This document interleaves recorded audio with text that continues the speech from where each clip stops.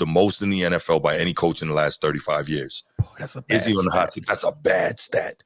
That's coaching. That's definitely coaching. Right, Edward? Is that coaching? That's definitely coaching. Yeah. What you guys need? Couple of things. Number one, only dysfunctional organizations fire coaches midseason. Like it has to be so egregious, so despicable. There has to be something so underlyingly bad of an infraction that you would have to dismiss a coach midseason. So just even thinking about that part, I'd say just throw that out the window. Yeah, I don't think we're assuming. This is definitely postseason. So that's where the conversation begins. Is if we don't see a level of success that's showing progression, right? Because that's what this and at this point, MVP quarterback, right? AFC championship games, Super Bowl visits, all that's left is a championship. Yeah. 1,800 plus yard running back. All that's left is to win a championship. Yes. If they don't win a championship this year, yes, the conversation about do we make a change is legitimate because it appears like you're stuck with him. Right. Like we're stuck in this situation. There might be someone, but who's out there that's better? You know, you have to look at it like that. Am I going to bring a guy? Is there someone on the staff now that I believe can do it? Probably not. Is there someone from the college ranks I could bring up? We've seen that play out in the league and not really seeing a lot of success. Guys coming from college don't all of a sudden start winning Super Bowls. Yeah. It's been what? Pete Carroll won one. Yeah. How long ago? Right. And then Switzer, there's only 3. Yeah, so like, am I gonna start reaching? You know, like what am I gonna get with the replacement? I don't know, man. It's tough. And that's what I said. Yeah, it's tough. I mean, I wouldn't be calling for his job right now. No, not at all. The conversation between John Harbaugh and ownership and the GM in the offseason probably is pretty heavy. So, do you think maybe the Chargers would trade us John for Jim straight up? John for Jim. Straight up. We'll take Jim. I'll take Jim. Jim ain't. Nah, he ain't with that. Wait, you think that Jim wouldn't take Lamar Jackson over flowing hair? I mean, John. John? Who's the Ravens? John is the Ravens. Okay, my bad. John ain't with that. What's up, and boy? so his brother can come over there and do something that he couldn't? Well, he did win a championship there, so I mean, come over here and do something that I could. So you're going to show that you're the big brother now? I know, right? Nah, wouldn't that be something? Nah, I know. I was being silly when I said that. Maybe I was speaking to my own subconscious desires. Pause. That you want Jim so bad. Right. Man, let's get Jim, man. He knows how to run the football. He sure does. You will never in it. Maybe to a detriment. Like you should have thrown it right there. Nah, we gonna run it. Well, we're running it. right. You know it's 3rd and 8, right? It's a good run play there somewhere. Run it anyway, right? You will never. Kaepernick can get that. Right. You'll never ever have to worry about freaking Jim Harbaugh foregoing the run. But no. I definitely think that Harbaugh is on the hot seat again after the season ends. But like Transformer and I were discussing before you got here, Sneed, it's a function of even if you get rid of this dude, who is going to be the replacement? I don't think there's a viable one out there. Is Sneed frozen? He is. Not yet. Is he frozen? Yeah, he's definitely frozen. Moved in like. I thought he was just staring super hard. He's just man focused. When I haven't seen him blink for a while, I'm like, okay, he's frozen. Like he's really invested in what we gotta say. Oh my gosh. Oh my goodness. Edward, what are you talking about, man? What are you talking about? I'm gonna try because this just looks embarrassing. He's not blinking. Oh, there we go. Is he back? I thought Did you do that? Yeah, I put him back on the stage. All right, no, he's not back yet. No. Well, it's not moving. It's still the same. Okay. All right. Well, Sneed will be back shortly. I thought he was heavily invested in what we had to say this whole time. I'm really watching, and then I realize he's not blinking. I'm like, okay. He's not moving. Like, is he having a stroke? Like, right. Like, is he stuck? So let's go ahead. Red light, green light. Let's listen to the commentary from ESPN, unsportsmanlike Chris Canty, Michelle Smallman, Evan Cohen, and Chris Canty, former Raven himself. So let's hear what he has to say, what they have to say about this. It's about a 2-minute. According to ESPN Analytics, the Ravens' win probability was 99.1% with less than 5 minutes to go at the 4:48 mark in the fourth quarter. They had a 99% chance of winning the game. So the Ravens scored on 7 of their first 8 possessions. Real quick, you know, there was all that big argument last year about, you know, the MVP, Lamar should have won it. Just a lot of people felt like Josh Allen stole it. Now, again, that was last year, not this one. Okay, young disciple, I got you. Well, I appreciate you being here anyway, brother. Thank you. No, but there was a lot of talk. We heard it. You know, a lot of people felt like Lamar should have been the MVP, and I said I wasn't mad about it either way, right? I could see why Josh Allen got it. Now, do you think what we saw the other night, Transformer, is kind of like a little bit of indication for people who felt like Josh Allen deserved it? Because, I mean, the way he played, bro. And I'm not saying he's better than Lamar. That's not what I'm saying. Right? That's what Josh. I am. Yeah. I'm him. Yeah. And I'm about to put this team on my back. I'm about to show you what it is. 424 yards later. Man.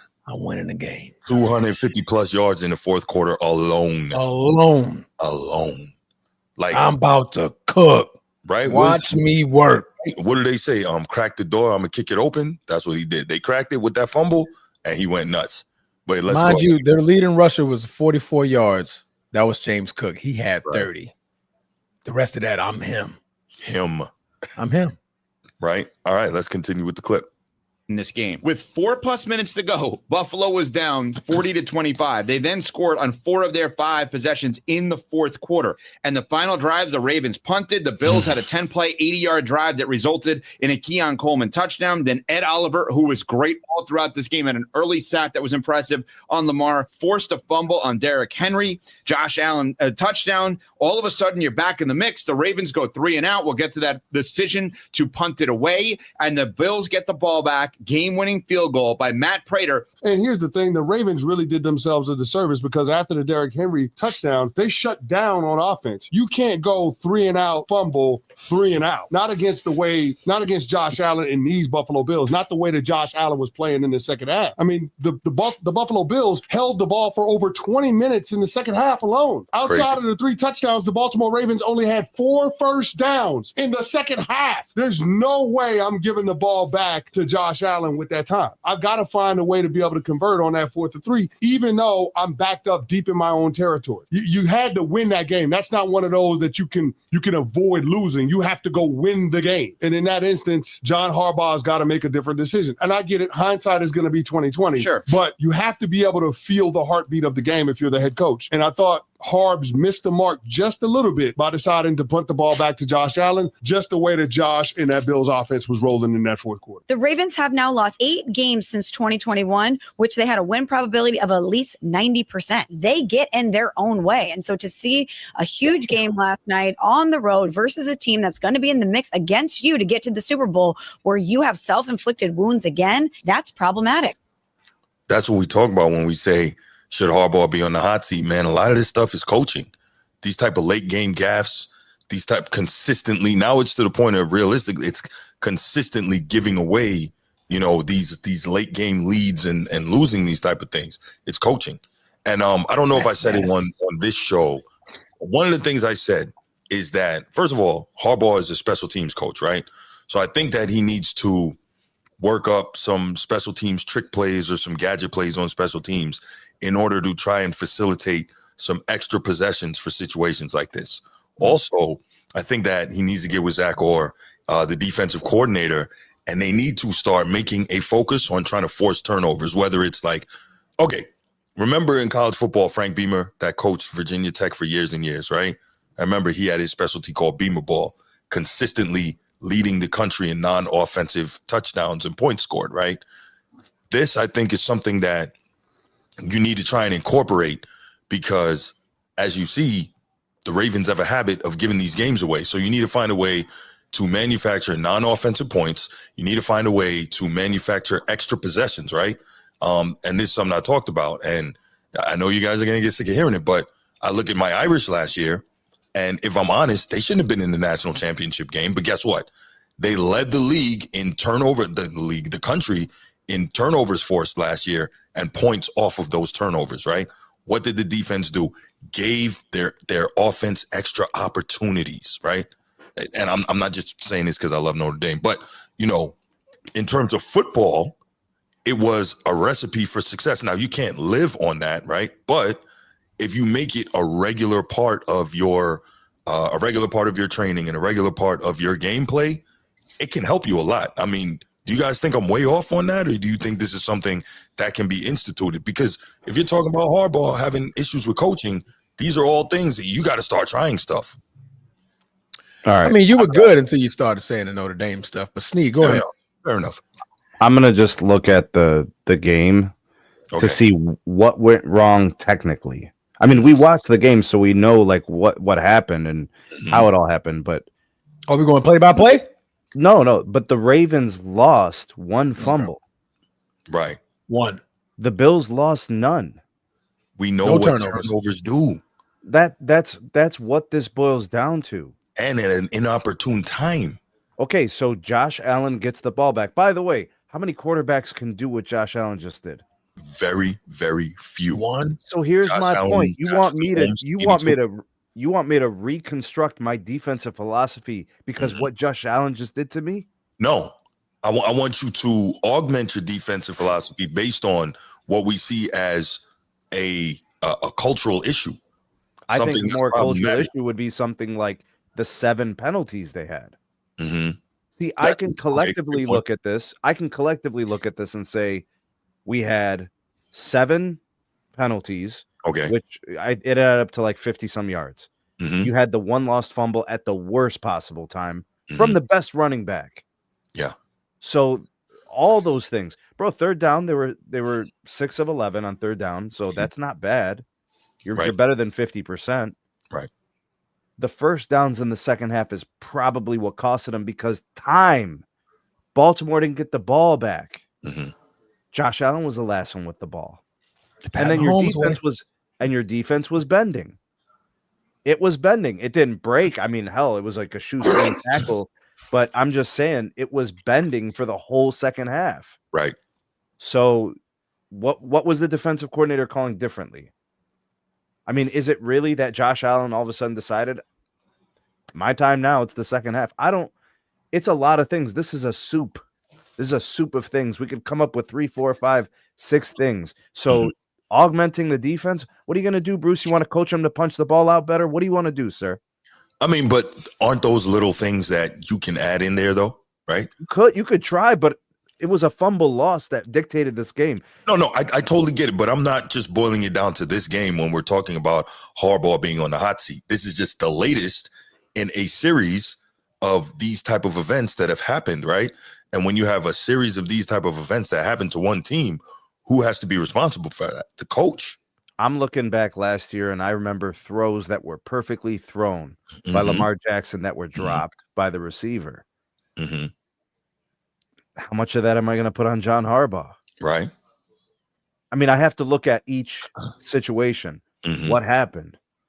Because if I can point back to John Harbaugh, Bruce, your points are valid. If I cannot clearly point to John Harbaugh as being part of that problem, then this is just me putting the blame on the guy who's coaching. It's not really putting the blame on the guy who's for blame. Yeah, but when you're in leadership, it kind of falls on you, right? So what you're going to end up doing then is cutting off your nose to spite your face. Maybe so. That's the risk that you would run. You know what I'm saying? I'm not saying here that Harbaugh's got to go or that they should fire him. I'm playing devil's advocate here and asking, should he be on the hot seat? You know what they need, Bruce? What's up, man? They're going to need a win just like this to erase this from people's memories, to convince people that they can win close games. They're going to have to beat a really good team the same way they just lost. But they're going to have to do that in the playoffs, though. Sure. You know what I mean? Sure. Right. But that's the only way, or else everybody's going to have that in the back of their mind, like they could do this again. Well, the scary thing is, to me, it doesn't matter that everyone has it in the back of their minds. What matters is that Josh Allen and those Bills have it in the back of their minds.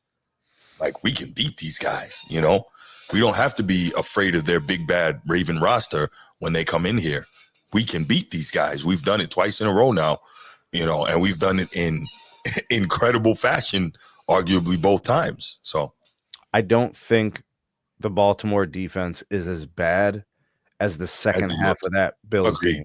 Right? So I don't know. I don't want to say this is a one-off. I think it's a combination of Josh Allen is a beast. Yeah. And the Ravens, it was kind of a letdown. I don't know if that was play calling with the bad play, you know, both.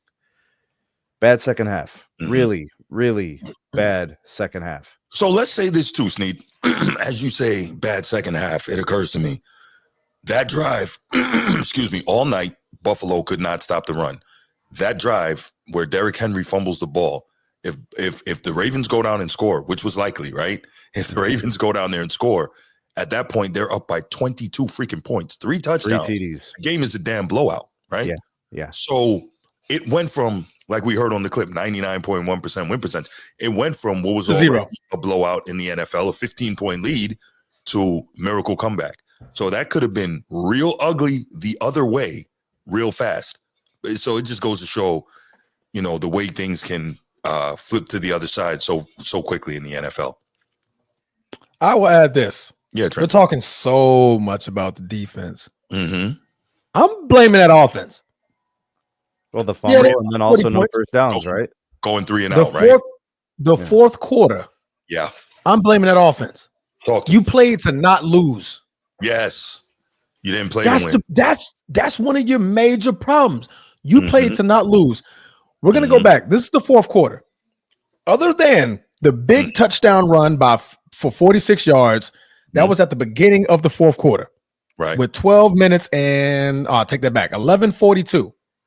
Other than that, that's the biggest play that you guys had in the fourth quarter. I'm saying you guys as in Ravens. Yes, After that, you went 3 and out, 6 yards. Fumble, 2 plays, 3 and out, 7 yards. What happened? Why are we constantly doing the same thing over and over and over? We're doing these 2 run, they hand it off to Henry, but you see that they're stopping the run. Well, they now know you're loading up, stopping the run. Stop trying to be so simple and try to not lose. Well, stay sexy until zeros on the clock. I'm with you, Transformer, but I also think they're looking at it and saying, yo, they have not stopped that big horse back there all night. Why wouldn't we hand it off to him? But in the fourth, they were. He only fumbles every 250 carries. 250-some carries, yo. Something stupid. Yeah, something ridiculous. But other than the 46-yarder, Derrick Henry was getting nowhere the whole quarter. Right. He was getting nowhere. Mm-hmm. So at this point, play action is a thing, right?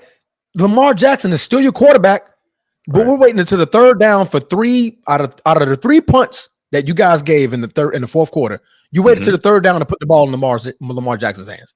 Yeah. Other than that, the other 6 to 9 plays were all Derrick Henry getting nowhere fast. Mm-hmm. Come on, man. Like, play to win the game. Play to win it. Okay, we're up 15. Yeah, that's cute. That's win the game. Yeah, that's right. Win the game. If you know, by the way, we see this all the time in the league, Transformer. It's not just John Harbaugh that would do something like correct. this. Correct. Right? Absolutely. That's kind of symptomatic of the league. We see it all the time. Great point. Yeah. Great point. Yeah. Well, they got the Browns this week, so. All right, so let's do this. Myles Garrett, 3 sacks, 2 picks, lose by recovery. 2, and they're gonna lose by 2. We'll take that. So here's the question. Let's get a consensus going across here. Starting with Snead, should John Harbaugh be on the hot seat? End of the season? Yeah, if not now. Yeah, it's possible. Yeah. Mm-hmm. Yeah. Transform. Yeah. If he doesn't make the conference championship, I almost said Western Conference Finals. Yeah, but how about this, Transformer? In the conference, how their season ends dictates if he's on the hot seat. That's what I'm saying. But if they lose to a better team in the Western Conference, there you go. AFC, man. If they compete every step of the way and don't beat themselves up, okay, fine, we'll live with the results. But yes, Western Conference Finals, sir. Yes, that's right. right.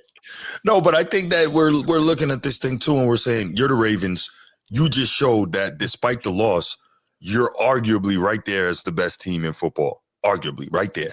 Because of how Bro, easily the Bills aren't better than the Ravens. No, they're not. No, Like that's they're not. No, they're not. No, okay. that's The what I'm best saying. players on the field. Listen to this, bro. The best players on the field in that game. Mhm. The Ravens had had 4 of the top 5. Yeah. 5 of the top 6. right. Yeah.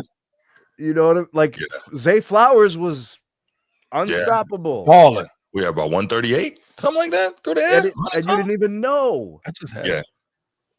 143. There you go.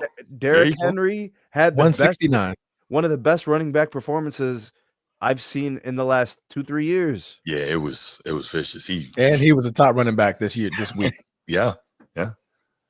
That's And right. he doesn't catch the ball. Like they don't throw it to him. So No. all his damage Would is you? just I mean, If whatever. Derrick Henry's in my backfield, why am I throwing the ball to him? No, he's a bell cow back. Turn around and hand it to him 25 times. I mean, how about a few passes too? No. Uh, Why do In I the need flat. to do I'll throw it to him in the flat. Yeah, Bro, like in the flat. space- that? Maybe just as a change Listen, up every now, but no. Okay, yes, exactly. Okay. 2 or Yeah. 3 targets in a screen type Okay. setup. Yeah. Bro, if they mess up their assignments, the defense, He's to the house. he's going like it's over. Because there's not very many corners or safeties that's going to try. Who wants to get house. involved when he's in space on the second and third You don't. level? Business Because that's a corner. That's a corner that's out there. And it's like, fuck. So You either got a he's guy, bro. gonna- You got somebody he's out gonna there get who's viciously 5'9", freaking- 180, right. 190, and then here's this guy 22 miles an hour, and he's like, 240, 6'3", and he's going to viciously I'm stiff just arm you to saying, death. why not, bro? I mean, you No, throw I it to get tight it, I get ends, you know, so Mhm. you know. No, I'm not saying you're wrong. I'm just saying me. That's my personal thing. If I got a bell cow back, I just want to hand it to him 25 times a day. Give and it let him okay, listen. fine. 25 carries, fine. How about the extra 2-3 targets? Sprinkle that in there. Nah, I'm What not. Transformer was talking about. I'm not he mad. said he said run a play action, right? Yeah, be Mhm. sexy. Stay sexy. What got you the lead? The Bills couldn't stop nothing y'all were doing for 3 quarters. They could So not. the Ravens are a quarters. better team. Mhm. It was kind of just a perfect storm of a bunch of Yeah. tomfoolery that happened. Mhm. Plus, Josh Allen's pretty damn crazy. They had 34 points in 3 quarters. Check this out, Transformer. It was a confluence of events that led to that loss. Can you spell Spell that? it. I can You spell it. Sneed, you got it. Confluence. Confluence. CONFLUENCE. Confluence. Spell it again. Bro, you the man.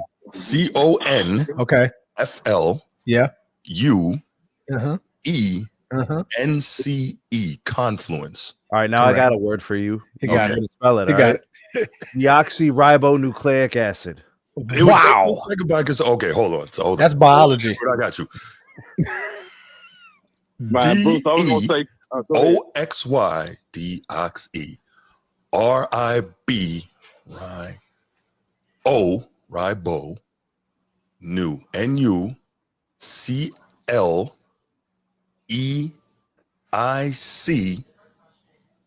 acid deoxyribonucleic. You forgot one letter, but only because you weren't writing it down. Which letter did he read? You forgot one, but you were sounding it out perfect. You would have spelled it right. What You I said forget? I think DEOXY? he did deoxyribo. He didn't do deoxy. He didn't do the Y. Oh, you probably missed the Y. I didn't hear that part. Oh, Yeah. But I think if you would have wrote It down, down. you Yeah. were sounding it out, saying it perfect. Yeah. Other than that, it was good. That was good. syllables. That's what I That told was myself. impressive, Syllables. bro. You sharp, man. That was good.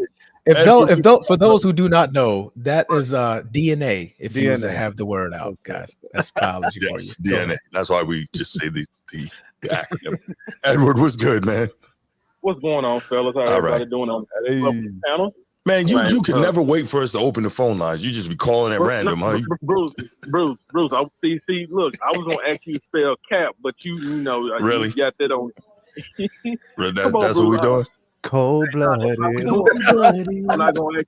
I ain't gonna say that. But so everybody on here think that John Harbaugh should be on the hot seat right now. Not right now, but Postseason. you know, yeah.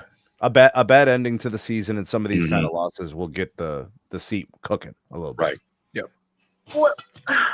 I can't see it happen because Bruce, before Harbaugh came to y'all head coach, who was the coach that was before Harbaugh that y'all wanted? Ryan Billings. Ryan Billett. Yeah, Ryan. did they terminate him or he just quit or whatever? It was probably one of those mutually. He wasn't winning at the end. No, it was one of those mutually agreed upon things. I think. Yeah. You know. Well, the reason I said it because I don't see y'all organization that the AFC North. I'm a Steelers fan. I don't see y'all firing head coaches like that when it they don't. comes to that. You know what I'm saying? So I couldn't see him being on a hot seat. Really? I mean, it's just like, hey, he's not out there on the field when Mark Andrews dropped the ball or Derrick Henry fumbled.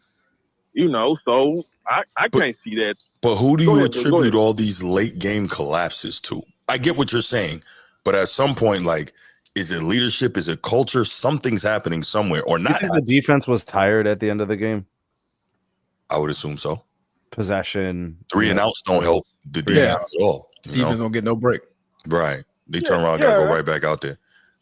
Quick side note: that's why the 2000 Ravens were so freaking great and the greatest defense. Scoring on defense. They were scoring on defense. They're averaging 13 points a game on defense. Just so we know, Brian Billett was fired. as Okay, coach. so he was fired. Okay, Oh, but yeah, go ahead, wow, Transformer. okay. I'm sorry, Edward. Go ahead, Edward. Well, okay. Well, the reason I'm saying that, and I brought this up about the AFC North, and Bruce, how you are when you that uncle that's out there on the front lawn. This guy. When the kids keep walking by throwing trash, and you'll thump them in the ear or something like that. You're keeping it real, Bruce. That's my lawn. I gotta cut that grass. You don't live here. You don't throw crap on my lawn. What the hell's wrong with you? Well, the reason I'm saying it because you don't like me bringing up. We like to talk about just that one particular person. But man, come on, man. The AFC North. So basically, every coach in the AFC North is on the hot seat this season because you know what? was talked about. Damn near. At least 3 out of 4. Yeah. Yeah. Wait, Well, so this might be the highest hold turnover. on, you're just protecting Cincinnati's coach right now? No, you can't protect No, him. because No. he's one of them. He's one of them. Yeah. Because, So Tomlin's the protected one. No. Your coach. Stefanski. He's not protected. No, Stefanski is protected. No. I think he's the safest out of the bunch. Yeah, I would. Yeah. Okay. So this Because is Cleveland doesn't have the expectations the other guys have. You guys are on the outside looking in. This is really True. interesting. Okay. I didn't know this was a thing. Yeah. I thought Stefanski was all right for at least 2 more years, at least. But why? Because there's no expectations with Cleveland like there are with Baltimore, Bruce, I think they Pittsburgh, still and put him on Cincinnati. But the GM put them in purgatory, though. What's up, Edward? Wow. I really think it's all 4 coaches then if you're making that case because look what's been going on with Mike T. And you know how much I'm a Steelers fan. We Absolutely. always get put out the first round. Yeah. They've been talking about him being on the hot seat for years. Yeah. But what do you think? But what do you think when you hear Pittsburgh Steelers? What do you think? You think Super Bowl, right? You think Super Bowl, They got 6 of them things. right? Man, You hear yeah. Super Bowl. Hey, we think of defense too. Yeah. Mm-hmm. You think a defense, you think a Super Bowl. What do you hear when you think Baltimore Ravens? When somebody says Baltimore Ravens, what do you think? Man, I think of the same. Could you say you would think of defense and Super Bowls with them? Yeah. Yeah. But the key word is Super Bowl, right? Cincinnati Bengals with Joe Burrow. What do you think when somebody says Joe Burrow and the Cincinnati Bengals? Well, really, they think about him they talk about him being an MVP and a Super Bowl. Mhm. Okay. What do you hear when you hear Cleveland Browns? Shit. Oh, my fault, Bruce. You good, man? Where is Shador Sanders? No expectations, brother. Right. There's no expectations. Them other 3 coaches are on a hot seat because See, their that's my expectation point, though. is high. But that's my point, Mm-hmm. though. You need a coach who will bring an expectation. Why would he be? No way. Because I think He's that's safe. more your GM fault. Why y'all where y'all at? Really, bro? Your GM screwed y'all over. Mm-hmm. To that you don't have expectations to compete and win some games. I mean, I get don't what get me you're wrong, saying. Sneak. You're the fan of this team here, so you got more insight, way more insight than I do. But from the outside looking in, I see your defensive coordinator. I'm all tongue tied today. Your general manager signed a Deshaun Watson, went and traded a boatload of what the hell to go get a Deshaun Watson that has yet to do anything for you, right? He's also the one that let Baker Mayfield go, didn't he? Okay, so if I don't at least, I personally believe it was the owner. I don't think the GM did any of it. okay, so either the owner or the GM, Right, yeah, but I got you. I can't rest because the quarterback is the main key cog of your team having any type of success, right? The fact that I saw Stefanski go out there with an old dinosaur and Joe Flacco and be competitive that what 2 years ago, I'm like, okay, man, Stefanski good.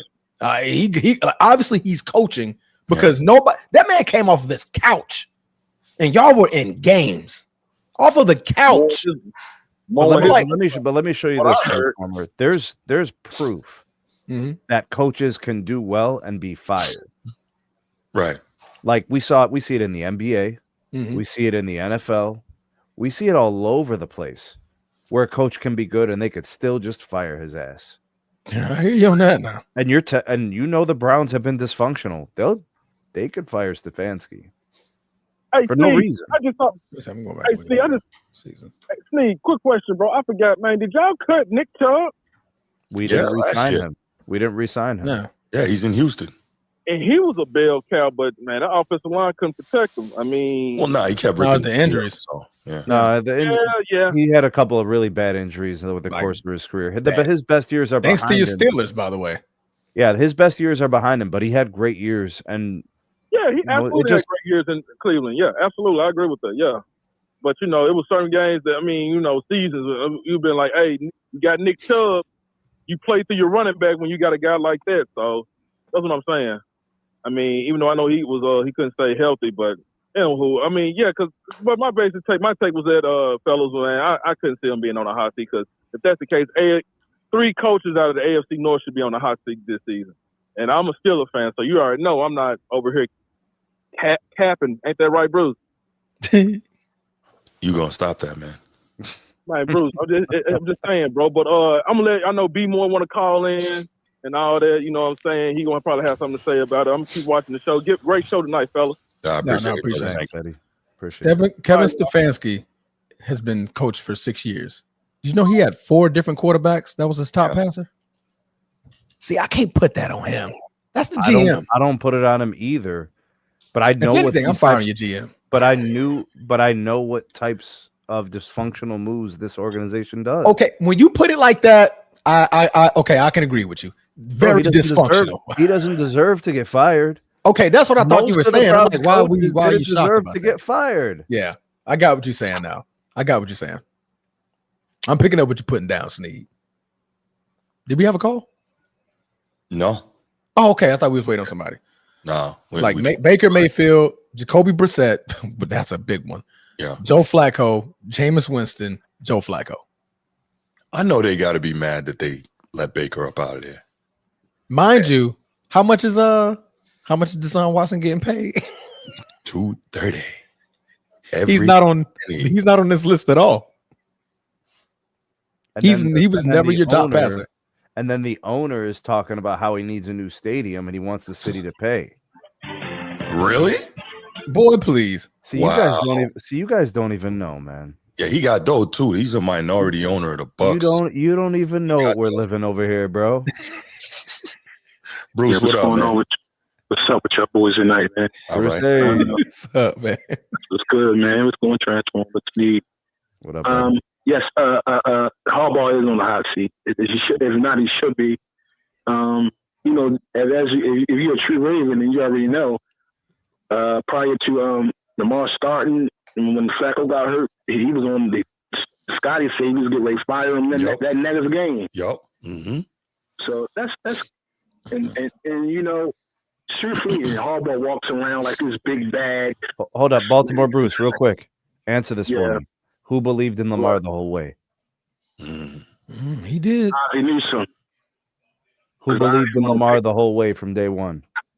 Ozzie Newsome. Because he wanted to move up in the first round to get him.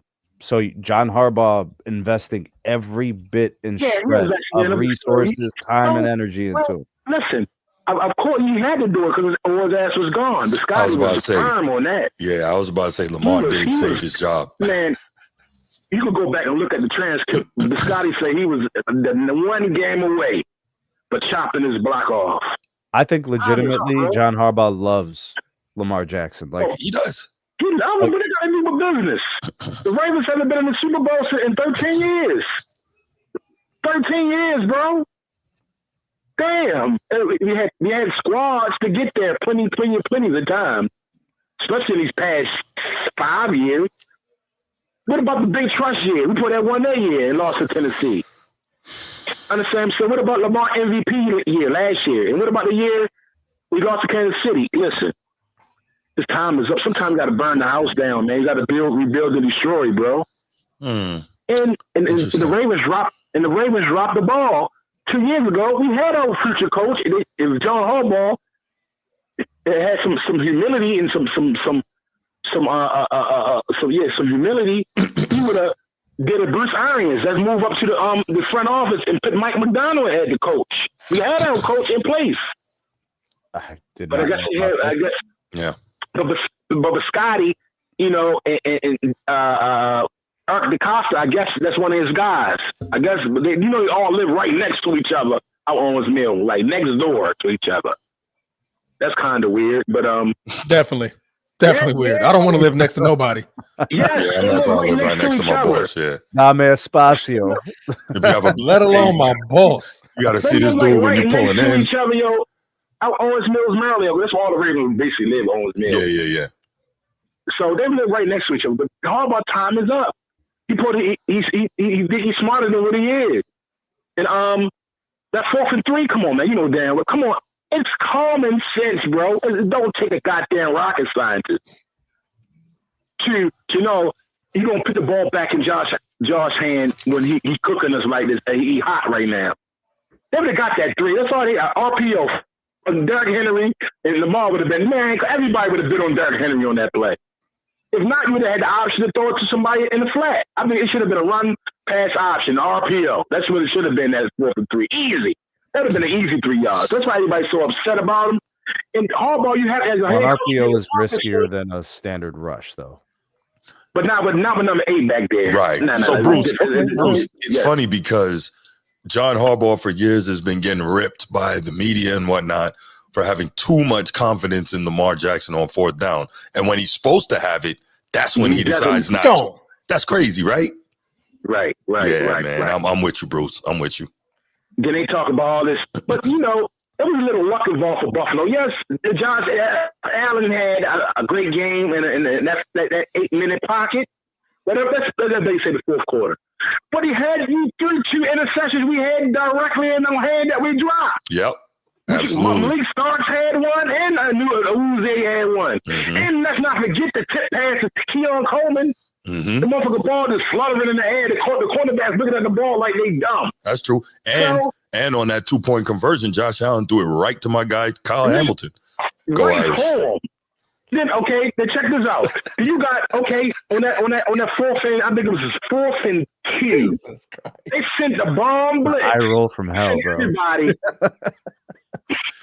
They sent everybody and the running back leaks out the back. And Roquan Smith missed the damn over tackle in over the field. How often do we see that? What the hell is you doing? Yeah. He trying to be Superman and strip the ball, try to get the short thing. He's trying to grab the running back arm and knock the ball out of his hand. What are the chances that Brucey picked up his TV and slammed it at some point in the 4th quarter? Very high chances. Listen, you talking about I was going to break the TV in half. Right.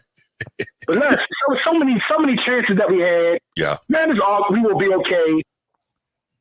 Truthfully, in the power rankings, I got his number. Let me be objective. I got his number. Hold on. Wait. Save that. We're gonna do that third topic. Okay, I'm gonna let y'all go. But yeah, man, like Harbaugh time. It's time for Harbaugh to go. We need somebody else, man. We need somebody new and somebody new. Okay, Bruce. Let me ask you then real quick. I'm not mad at you if you say that Harbaugh needs to go. If you don't, he needs to go to Cleveland. All right. Do you have any idea who you might like to see on the Ravens side? Rex Oh, Ryan. There's no other choice. I'm good with that. Okay, You said sexy Rexy, bro. I'm good with that. Yes. Rex is out there. Yeah. He had that defense doing what they supposed to do. Bro, listen, Right he back don't to want to the coach, ground. bro. They just put him on Ozempic, bro. He don't even want to coach right now, bro. Oh, he wants to coach. my boy, Absolutely. He's been begging to come back and coach. When he's supposed to come back to the Jets, I think they were trying to get him in. Yeah, the he Jets a couple years ago. wanted to go back and Bro, coach. he's been out of the That's him, game yeah. for And a I think long he also time. interviewed with the Cowboys, I think. He Yeah. wants to coach again. Bro, he hasn't coached in Listen, almost though. 20 years. Has it been that long? It's been don't since 2008. Darrell Revis. Yeah. 2009, maybe? No, because remember, he was in Buffalo after the Jets, so. So we should call him a Raven, though, man. Rex a Raven. I like that, Bruce. I like Brian Flores too. Bro, they like That's another they- really good one. That's a great. when you yeah. bring in guys that used to coach in certain places, usually bring them on like a consulting level. You know, guys you want to be in the daily grind, studying film and working on schemes and walkthroughs. You know, Yeah, but we know Brian Flores wants that. We know Rex Ryan wants that. These guys want to coach. They want to be head yes, coaches. man. And 2016. That was the last time he coached. those are two. oh, he was a head coach in outstanding 16. man. There you go. 16. Yeah, with the 2016. Bills, right? Yeah, we've seen worse, man. We've seen worse. I just think John Harbaugh, he's got this era of arrogance that he's the big bad wolf on the block. And, bro, you haven't won a Super Bowl in 13 years, bro. Well, it's a lot of God dudes that damn. never won one. So you know, Yeah, but still, Unfortunately. that's a long time. I get it. I'm with you. I'm with you. And you know, when you be stubborn, you get fired. Like, who got stubborn? Who got fired? And everybody doing. Bill Belichick got fired and then stubborn. Belichick got fired. Mike McCarthy got fired. You know. Yes.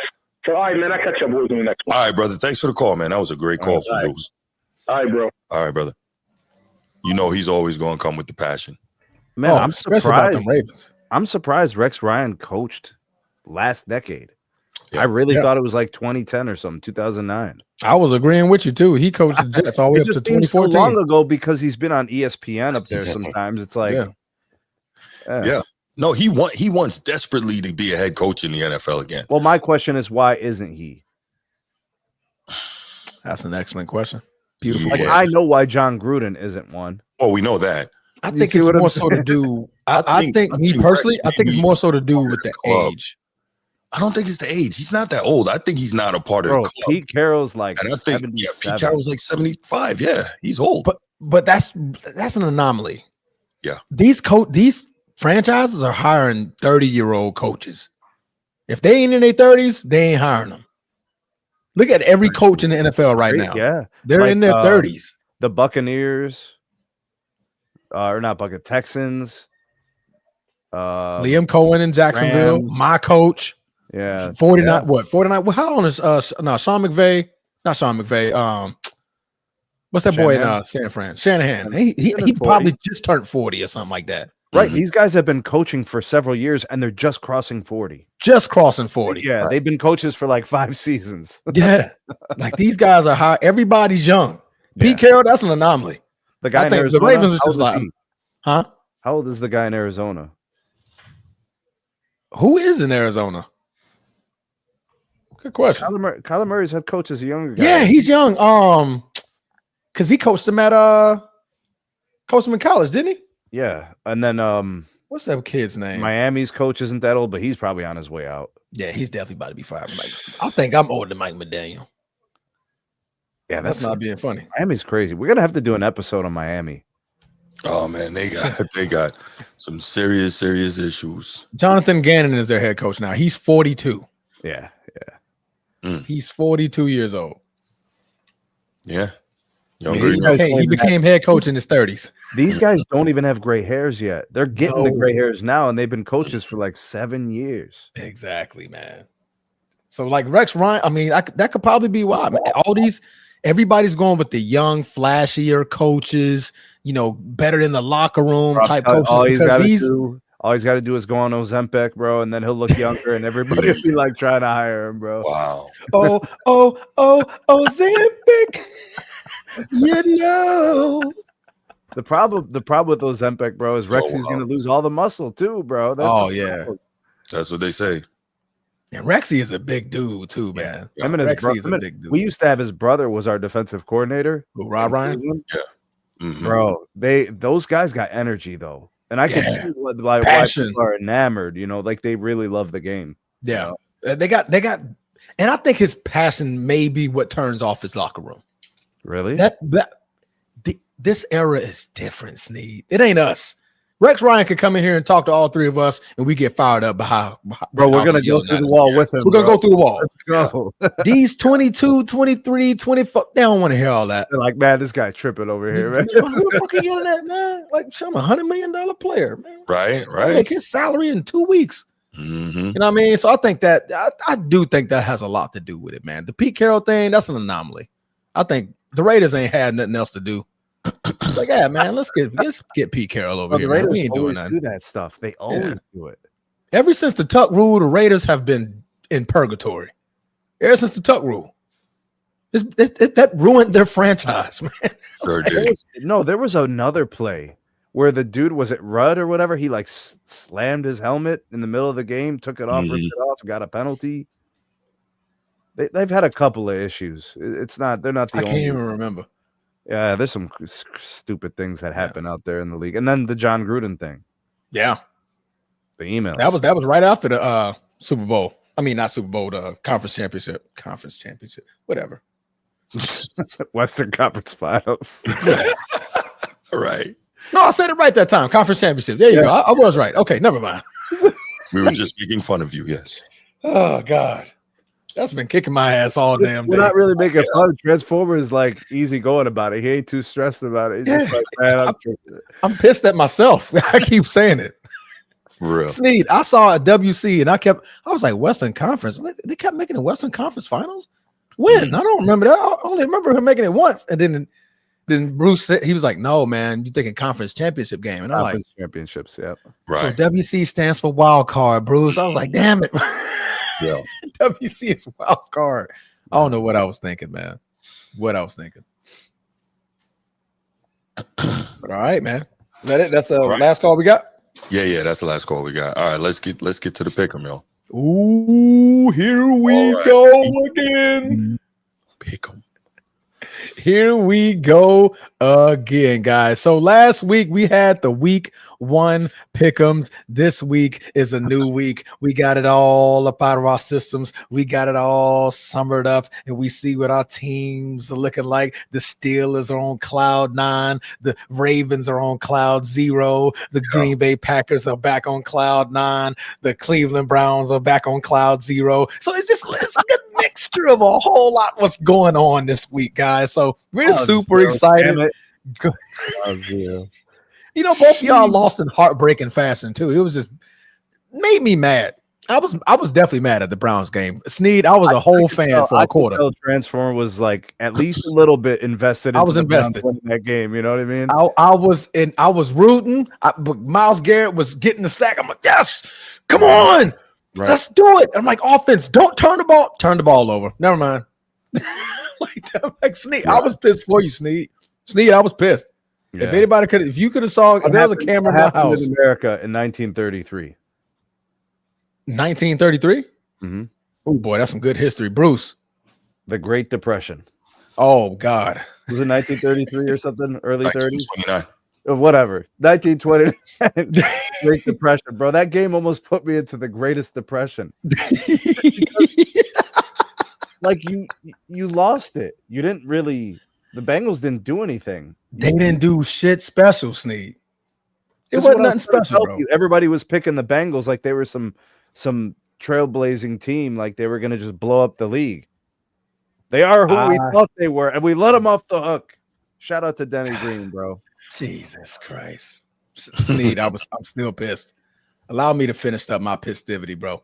Pistivity. Need to finish my pistivity. Yes, sir. Yeah, that's a word. Yo, spell it, Cottage, bro. What up, Cottage? I can't spell that one. Can't spell pistivity. Nah, that's something a little different. Oh no, I can't mess with that.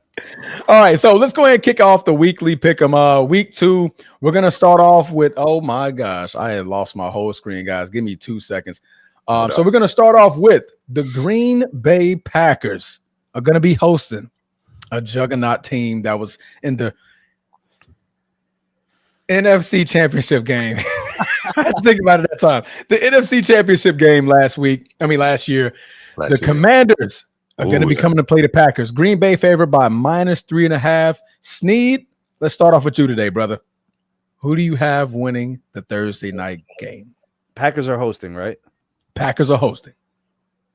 The Packers will win. Or hosting. Okay. And I got the Packers winning it on the final drive. Ooh.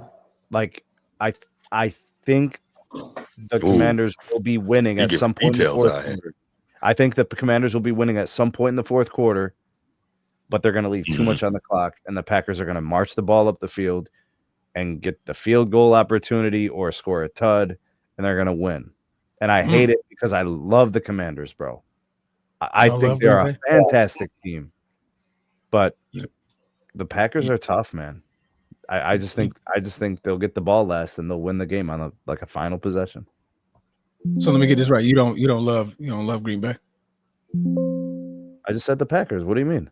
No, just because you said you love the Commanders and you well, the Commanders have the young quarterback that I really like. Terry McLaurin's one of my favorite wide receivers. Let the plane land. Let it land, Sneed. Let it land. I was messing with you, bro. Oh, see, I'm like, what? You don't think I'm showing love to the Packers, bro? I got love for the Packers, bro. I was messing with you because when you said, man, I love the Commanders, and I was like, oh man, you don't love Green Bay? But I think the Packers are favorites. You know what I'm saying? So like, I don't know. You always kind of root for the underdog in a way. You know what I'm saying? True. Bruce, -3.5. Take it or leave it. That 3.5 is only for Packers being at home. Right. Like, this is and how that's truly half a point. Yep. But there you go. Oh man, this is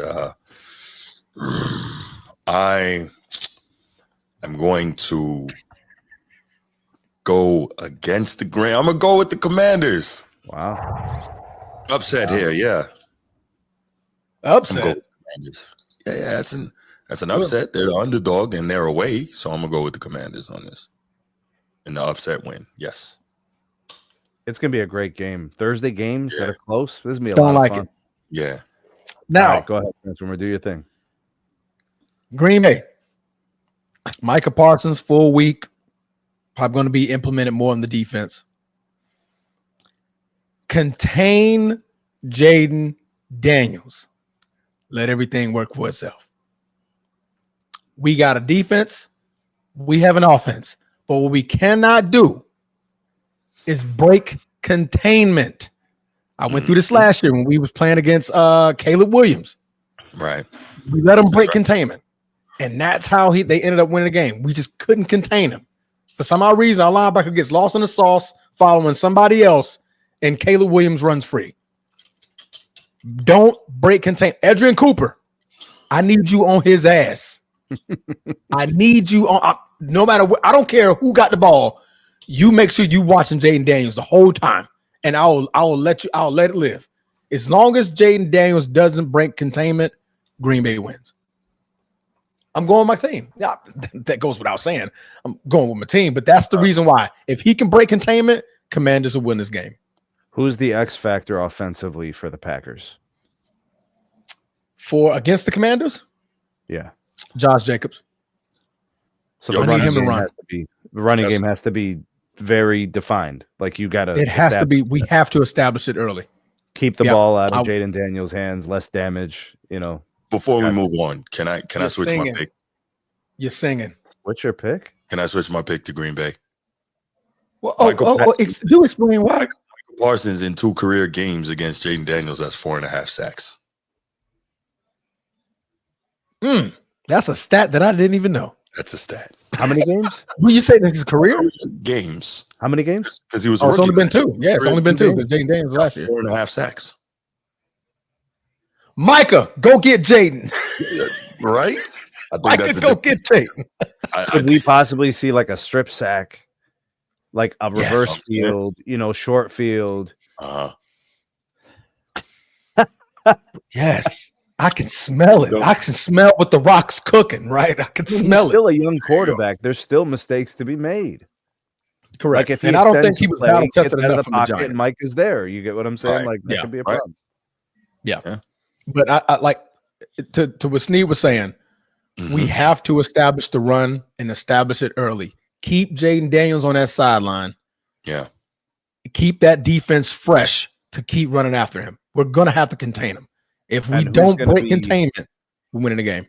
And who's going to be the number one target in terms of, who's going to get peppered with the targets for the Pack? It's going to be a mix. We run in a very, very mix. We don't have a true number one, right? There's going to be, I think Reed's going to have 4 catches. Justin Tucker's going to have 5 catches against the Commanders. I see it's going out our tight end more. So 5 catches. There's no matchup in the secondary for the Commanders that No. you're like looking for. Mm-mm. No. Okay. Yeah, I like Kraft and Go. We're gonna implement Golden a little bit more, Jay. I think we're definitely gonna unload the rookie a little bit more, see if we can catch him on a flyer or something like that. I think he had like 1 pass, 1 target last game. He caught it. So, but that's nothing to get him started. He's a number 1 pick. I mean, number 1 overall pick. Number 1 pick for Green Bay. Excuse me. But we have so many number 2s that combined they make a full number 1, and Jordan just gives it to them all. But if we're establishing a run, that play action is deadly. Watch out for Golden and watch out for Reed on them deep cross routes. Jordan loved letting it fly. So establish the run early, man.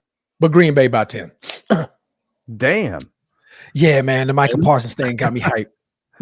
Right. So if they win by 10, you're basically saying there's a defensive touchdown. Yeah.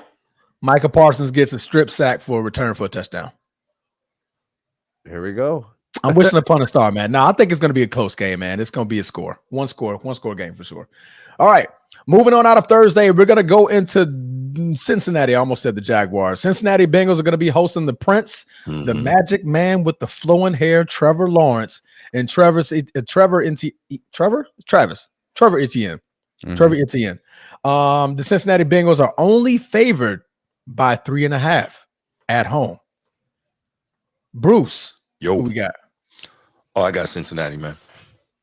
Cincinnati.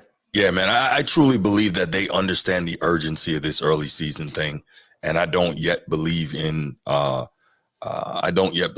Jags, even though they had a really good game running the ball last week, which obviously is very important. Also, you got to know that with how poorly Joe Burrow and the passing game played, they're going to be looking to light somebody up, and I think the Jags going to get it, man. So I got the Bengals here. Okay. I forgot. You did change your pick back to Green Bay, right? I did. Okay. Yeah, that Michael Parsons stat messed me up. Sneed, who you got, brother? I'm taking the Jags. Okay. I'm taking the Jags. Yeah, I think Joe Burrow's going to throw 3 picks. Wow. Yeah, or like 3 turnovers, so maybe 2 picks and a fumble. Okay. Wow, you really believe in the Jags defense? I mean, I'm going off of how the Jags played last week and how the Bengals played last week. So fair. I'm thinking about those things. I mean, clearly the Bengals are doing the slow start thing every single year since 2022. Well, at least this time they started, whether slowly or not, they started with a win. Yeah, that's fair. So I'm supposed to pick them because they beat the Browns by 1 point, 2 points, whatever. It's the NFL. I have to call this game. I have to pick this game. I'm not, no way I'm taking the Bengals. No way. Okay. All right. He's picking the Bengals. I'm going to go with the Bengals. My reasons why. Jacksonville Jaguars played against who last week? Exactly. Carolina Panthers. Bryce Young. There you go. Yeah, I could not remember. Yeah. They played against the Carolina Panthers. So did he survive? Did Bryce Young survive that week? He did. There was a weather delay, so he had time to go eat a sandwich at praying for him, bro. Praying for him. He had time. So but no, I saw them play against the Carolina Panthers, and yes, they did run a mud hole in them, but I was still unsure about Trevor Lawrence just being complete, right? Just getting it out to his target, spreading the ball around. And if it wasn't for that big run of Trevor Etienne, then we're probably having a different story about how that game could have turned out. Agreed. Now you're going against the Bengals. Granted, they don't have a defense like that, but they do got Trey Hendrickson. Yeah. And I like to see Trevor Hendrickson definitely mud up the waters in that backfield against the Travis Hunter do anything last week? He had a couple of catches, I think. Yeah, he had a couple of catches. Did he play any defensive snaps? Like 10. 10? It was very situational. Mm-hmm. Yeah, I mean, think he had 10 like one something. tackle. I think he had like 10 snaps on So defense. so I'll be looking to see if maybe it's like 15, 20 snaps this week. Yeah, they're thinking they may do a flip of what they did last time. This game, they allowed him to be more of a receiver and play situational defense. You may see some more defense out of him this week, and a little bit less on the offensive side. So it all depends. I mean, Liam Cohen is obviously trying to figure him out. Like, are they going to Let's see what he use him defensively because the speed that you have with the Bengals receivers? Like That's to my other point. You might need to. I don't see Jacksonville covering T. Higgins and Jamar Chase. Mm-hmm. Yeah, like there's no don't see Denzel Ward for the Jags. Exactly. Cleveland has a defense, top 5 defense, in my opinion. Jags don't got that. Nor do the Jags have a Myles Garrett, right? Exactly. So that's my reason for picking Cincinnati for sure. But I got you, man. Jaguar. Hey, go Jaguars, man. Y'all got it. Flowing hair, damn it. Flowing hair. He's going with the flowing hair. All right. Can't believe I just picked the Jags. Damn, son. You shocked the hell out of me when you picked them too. You did shock me for sure. All right, so we're gonna move on over. We're going to Arlington, Texas, man. The Giants are going to be visiting the Cowboys. Both teams suffered in defeat last week. Russell Wilson is going to be traveling to the AT&T Stadium. Bruce, will Russell Wilson come out with a dub against the Cowboys? No. He says no. Sneed. No.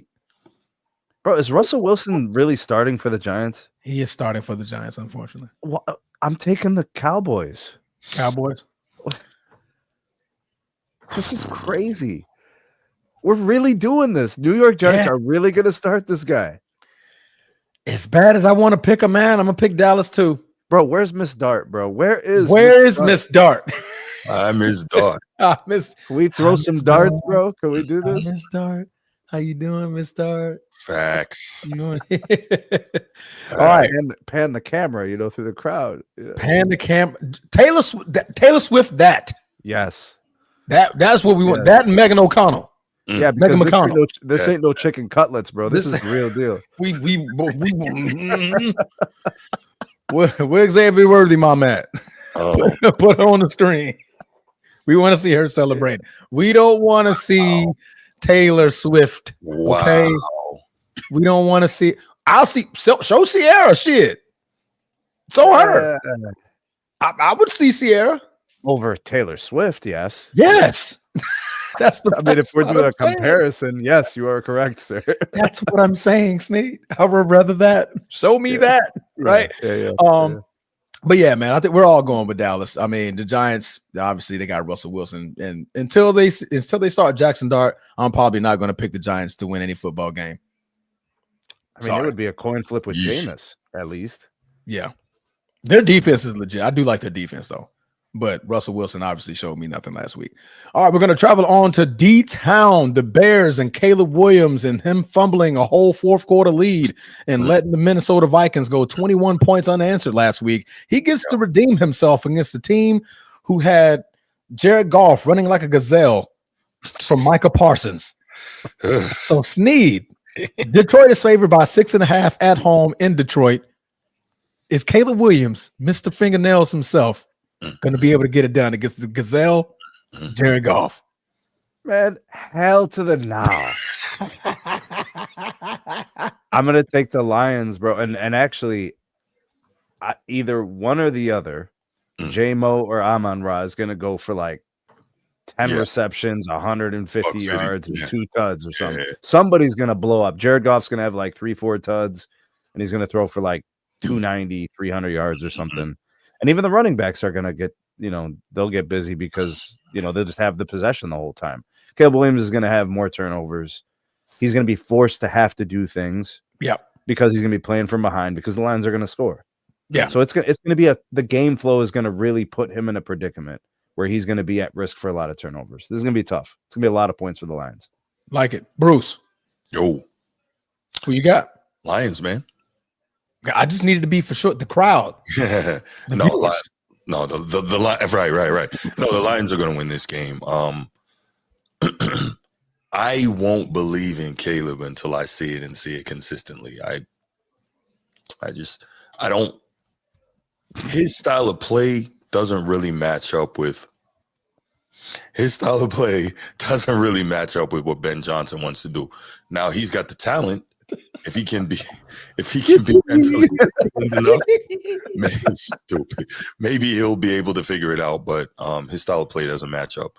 He is extremely physically gifted, but I don't see it. But not in this game. And I think Dan Campbell is going to have the Lions riled up and ready to really go in, especially after the beating the Packers put on them in week 1. I think they're going to be ready. No, man, you're absolutely right. He can hear, oh, man, they lost Ben Johnson and Aaron Glenn. Detroit ain't the same no more.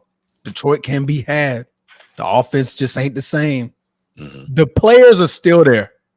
You still got Sam Laporta. You still got Jameson Williams. You still got Amon-Ra St. Brown. You still got Sonic and Knuckles in the backfield. You're still a problem. You just ran against a better defense, and we had it figured out. Chicago, Caleb Williams is going to give you the ball back enough for you to figure it out. Yeah. That's my opinion. He's going to give it back enough for you guys to figure it out. Is he still holding on to the ball extra? Yeah. Yeah, and he's trying too much. That turn, like, I hate this turnaround, like, back against the field type running away from the tackle. If they don't check that curb, that's not going to go anywhere. Like, it's going to stay. He's going to stay doing those things. Yeah. Well, he's throw the ball out of bounds. Pocket and but I mean, we got plenty of athletic quarterbacks getting busted up every week. Right. Caleb is on deck to be in another one if he keeps doing what he's doing. Right. So, but yeah, I got the Lions. All right, moving on over. We're going to have Sean McVay and bad back Matt Stafford, along with Kyron Go Irish to Siren Williams. I like Poking the Cool. I believe he was a leading receiver last week. Nope, that would be Zay Flowers, I believe. I want to say Zay Flowers. Oh, NFL, yeah. I got to look at it. They're going to be traveling to battle the number 1 overall pick in Cam Ward and Mr. Can't Catch Calvin Ridley. Oh, Bruce. Yeah. Who you got in this game? I got the Rams, man. And not for the reason that you think, right? So I'm really impressed with the defense the Rams have been able to build. So I'm going to go there, man. Those guys from Florida State, man, and boys like to eat up front, man. They're tough, right? And, obviously they being the Rams are going to make a concerted effort to try and run the ball. Matt Stafford's now, I think, the 4th quarterback ever with 60,000 career passing yards. Correct. You got that last game. Maybe 5th. But the point is, he's up there, so he's going to continue to pile up the numbers. But, yeah, I got the Rams. I think that, Cam Ward is he's going to continue to have a tough time, but he's a rookie, so it's okay. Sneed. I'll take the Rams. I think defensively they're going to present a lot of problems for Cam Ward. Mm-hmm. And young quarterbacks, you send the blitzes, you show them some looks that they haven't seen in games. McVay, he really focuses offensively. I think they're going to score a lot of points. I mean, they're not going to be able to keep up with those points. I got, God, man, Rams by 9, 10. Yeah, what's the line? What's the line? Ooh, 5.5. 5.5. Yeah, I got him on the over on that 100%. Yeah. Mm-hmm. Yeah. Definitely taking over on the Rams on that one. Week number 2, we already know Puka Nacua is that guy. We do. Insert number 17. He gonna get off. 17 is gonna have at least 780 yards. They went right from Cooper Kupp to this guy and not even skip a beat. He's doing the same things. Didn't even skip. Now heartbeat. Oh, heart skip a beat. No skipping. No, we went straight to it. Same productivity, like all pro numbers. Exactly. I mean? The only reason why the Titans were even close to beating, I believe they played the Broncos last week. And the Broncos had a great defense and pretty much held them in check for most of the game. It's because Bo Nix started throwing random shit at the end of games. Yeah. Started doing random stuff. I don't know what the hell Sean Payton was thinking, but he was just out there like, they ain't not going to beat us. Just do something crazy. Show me something. And Bo Nix was like, I'm going to do this. And I'm pretty sure Sean Payton like, oh, hell no. Okay, if that's what you're doing, we're going to stop doing crazy stuff. That's what you're doing. But, yeah, Sean McVay, he's not playing none of that. It's gonna be a slaughterhouse. I definitely see 27-10. That sounds right. That sounds right for this football game. All right. Moving on over, we're gonna go to. Damn it. Patriots and the Dolphins. Yeah. Ooh, that's an ugly game. Drake May is gonna be traveling to Sheesh. Miami. Mhm. Good old Sunshine Hard Rock Stadium in Miami Gardens, Florida. Yeah. Against the domestic violence child and Tyreek Hill. Ooh. And I don't know what the hell I'm throwing through Tua Tagovailoa. Yeah. Bruce, who's the worst? Right. I got the Pats winning this game, man. I think Yeah. Drake May is better than Tua. I think Mike Vrabel's a better coach than Mike McDaniel. I think Mike McDaniel has lost his team. He's not respected from all the reports you hear, coming out of that building. I think he's pretty much done after this year. They don't have a culture of toughness. You know that even if the Patriots aren't necessarily winning a game, they're going to be tough and they're going to be physical because that's in Mike Vrabel's DNA. And that's how he's going to coach them. We saw that when he was a head coach in Tennessee. We remember him doing that as a player. I'm sure Snead remembers that, at Ohio State and all that. So definitely I will go with the Patriots here. I'd be shocked if I'm wrong on this. Snead. Is Miami hosting? Miami is hosting, favored by 1.5 at home. Yeah, I'm gonna take the Dolphins. I know everybody's gonna be on the other side with the Pats. Sometimes when everybody's on one side of the boat, you just got to go to the other side. So that's literally all I'm doing. I actually agree with everything Bruce said. I'm just gonna be on the other side of the boat so we all don't sink, bro. No, it goes that way sometimes, and that's it goes that way sometimes. I already clicked Miami for that reason. Oh wow, okay. But we just tipped the boat the other way now. We're I literally just did. I'm like 1.5. Oh yeah, Miami winning this game. Somehow they're gonna pull it out. I don't feel good about it, Transformer. I don't. Not at all. I don't feel good about either pick. If I was to pick either one, be honest with you, I do like Drake May. Right. I do like Drake May. That's my only reason why I want to pick New England. But I think, Mike, you gotta do something. By the way, Vrabel's like a prototypical NFL coach. Yeah. Like if you think about it, like he's got the credibility. He's known as a quality dude. Right? Pretty serious guy. Like he's not a jokester. Not that McDaniel's a jokester, but he's got a strange aura. Yes, he does. Vrabel doesn't have a strange aura. Like Vrabel's like the traditional, like, protocol demeanor. Like he checks all the boxes for like the intangibles. Right. And I mean, also, they can identify with him. This guy was a former NFL linebacker, right? Yeah. And a damn good one. Yeah. All that stuff kind of plays into it. Mike McDaniel, meanwhile, he's a Yale guy. Yeah. And he looks like somebody's nerdy little brother. And they treat him smart, but they don't have a lot of respect for him as a coach. They treat Mike McDaniels like they treat the kicker. Yeah. Okay. That's a great analogy. That's how the players treat Mike McDaniels. Not good, bro. Not at all. Not at all. They treat Mike McDaniels like he's by the him in the locker room and they ain't saying nothing. Like, man, all you do is kick, bro. That's how they treat Mike McDaniels at this point. Yeah. So that's what you got. Wow. All right. Ooh, here we go. I'm going to go ahead and click the 49ers for all of us. Yep. Not much to say about this one, man. Go 49ers. What's the matchup like? Brock Purdy, the Niners and the Saints. The spread is the Niners by 2.5. On the road. Yeah. On the road. So 5.5 if you want to be technical. I'm still taking the Niners over. Yeah. I mean, what the whatever it is, add 7. Yeah. Whatever it is, add 7.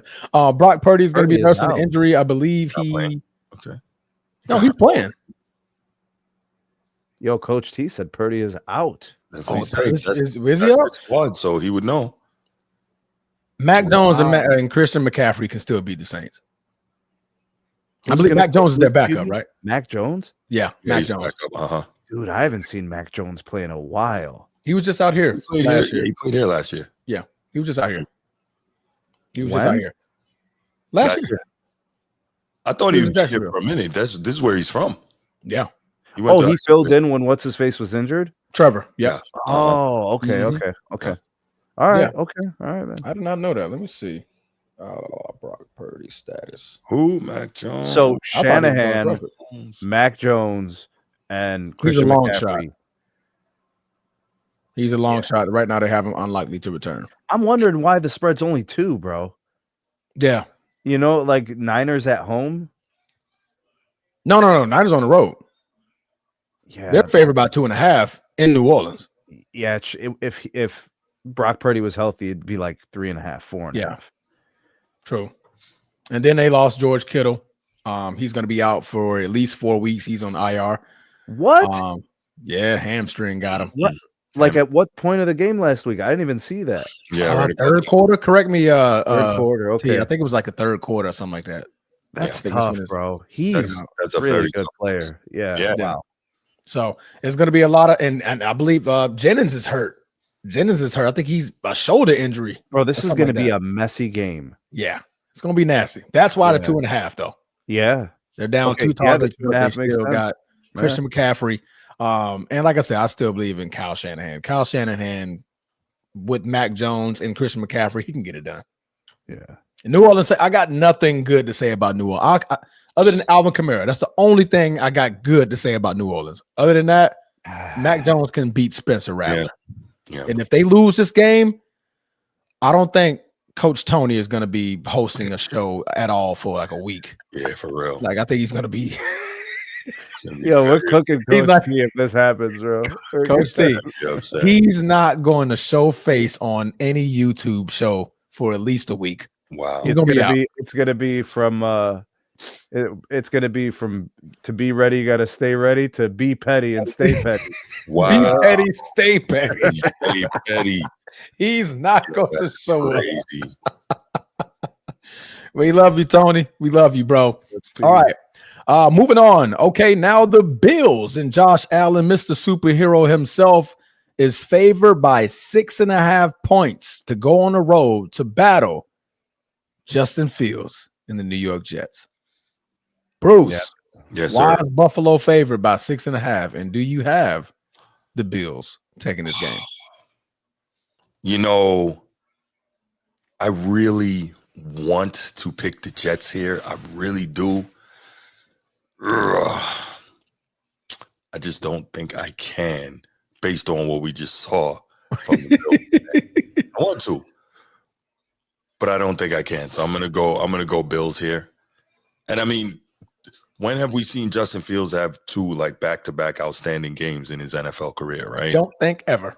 You know, that's Not like that. Yeah, that's like that. that's the other problem, I'm right? surprised actually. Which I really can't figure it out. I was high on Justin Fields coming out of college, you know, because Ohio State. that's a whole different. Well, no, not just that, right? A lot of times Ohio State quarterbacks don't play well because they just have so much around them. So when they get to the league, it's like, they're. But we saw Justin Fields making all the type of throws they say he can't make in the league. Tight window, leading receivers, reading defenses, all that. So it's kind of weird that he hasn't been able to achieve what his physical abilities are. But we'll see. I mean, he played really well last week, so who knows? But we will. I am going to. Yeah, I gotta go with the Bills, man. I want to pick the Jets, but I don't have the heart to do it. Okay, Sneed. Bills in a close one. They'll be running out the clock in the fourth. You know, like they'll be up 3 or something. Yeah, That's a good point, Coach T. I like it. Emotional win last week. You would have a letdown. Very close game. Pick I ain't the taking the Jets to beat the Bills in a letdown game. I mean, No, Yeah. Josh Allen. he makes a I great mean, point. Aaron Rodgers threw for 4 TDs against the Jets, right? And it was the only he got the turnover. So Defense Josh got the ball Allen, back. Josh Allen might run for 100 and throw for 300 against the Jets. Right. I mean, he's getting all the goal line touches. Like he's dictating everything that happens offensively. Mm-hmm. Just because there's no play on 2nd or 3rd down doesn't mean he's not going to bust you up on the next play. True. Yeah, he's That's going to very, very true. He's going to cook the Jets. I'm not saying that it's going to be a blowout, but Josh Allen's going to be in complete control of that game. All right. Moving on over. Oh, I got the Bills, by the way. Same reasons. I don't have to drive into details. Josh Allen is the MVP. Show me something. Show me you can beat the MVP at this point, because that was just a masterful game by what he put on the Ravens. And I don't see the Jets putting up the Ravens numbers to make it that close. Ain't no Derrick Henry playing for the Jets, bro. Yeah, even though Brees Hall had a good showing last week, 19 carries, He's a 107 nice player, yards, but he ain't Derrick Henry, though. Yeah, he's not Derrick Henry. All right. The Seattle Superhawks and the oldest head coach no, that's not the oldest head coach. I'm sorry. I'm thinking about They call them when the he was- Superhawks? Did I say the Superhawks? Yeah, what's a Superhawk? My bad, Seahawks. I thought that was a nickname. I didn't know, bro. The Superhawk. I was like, yo, that's like code. My bad, brother. My bad. The Seahawks. All right, and Sam Darnold, good old pumpkin from last year in Minnesota, is going to be traveling to Pittsburgh to battle Aaron Bleepin Rodgers, the bad man with 4 touchdown game that I told Sneed that he can do this year. Sneed, Yeah. who you got in this game, brother? All right. First of all, I gotta say it. Transformer, you were right. 4 TDs happened, right? Now, because it happened so early in the season, It got to happen again. I think he's gonna do it again. But I don't think it's gonna be this week. I think 3 TDs this week. But I'm gonna take the Steelers for sure. Yeah. Gotcha. Bruce. Yeah, I got the Steelers here as well. You know, I don't believe in Sam Darnold. That's number one. But I just, to Sneed's point, Aaron Rodgers played well. I think he's going to have another good game, maybe not quite to that level, but another good game. And I think also Mike Tomlin's going to kind of have the Steelers defense fired up to play better than they played last week. So with that in mind, I'm going to go with the Steelers. I like it. I'm gonna go with the Steelers as well. I just feel these are the games that the Steelers want to win because when they get down towards the end of that season, it gets ugly. It gets really, really ugly when you got to battle Buffalo, then Baltimore, then Detroit, and you got another divisional games against Cleveland. You still got Baltimore. The end of the season gets a little bit rough. In the meantime, you still got Green Bay that you got to play. You got the Chargers that you got to play. You still got the Bengals that you got to play. Right now, you got Seattle. You just beat New York. You got New England coming up. You got Minnesota and a rookie quarterback. You got Cleveland. You're trying to go 5-0. And I think that's more so the reason why I think the Steelers are definitely trying to take care of business because they're trying to get the wins by any means now before they run into that gauntlet later. So I got the Steelers. All right.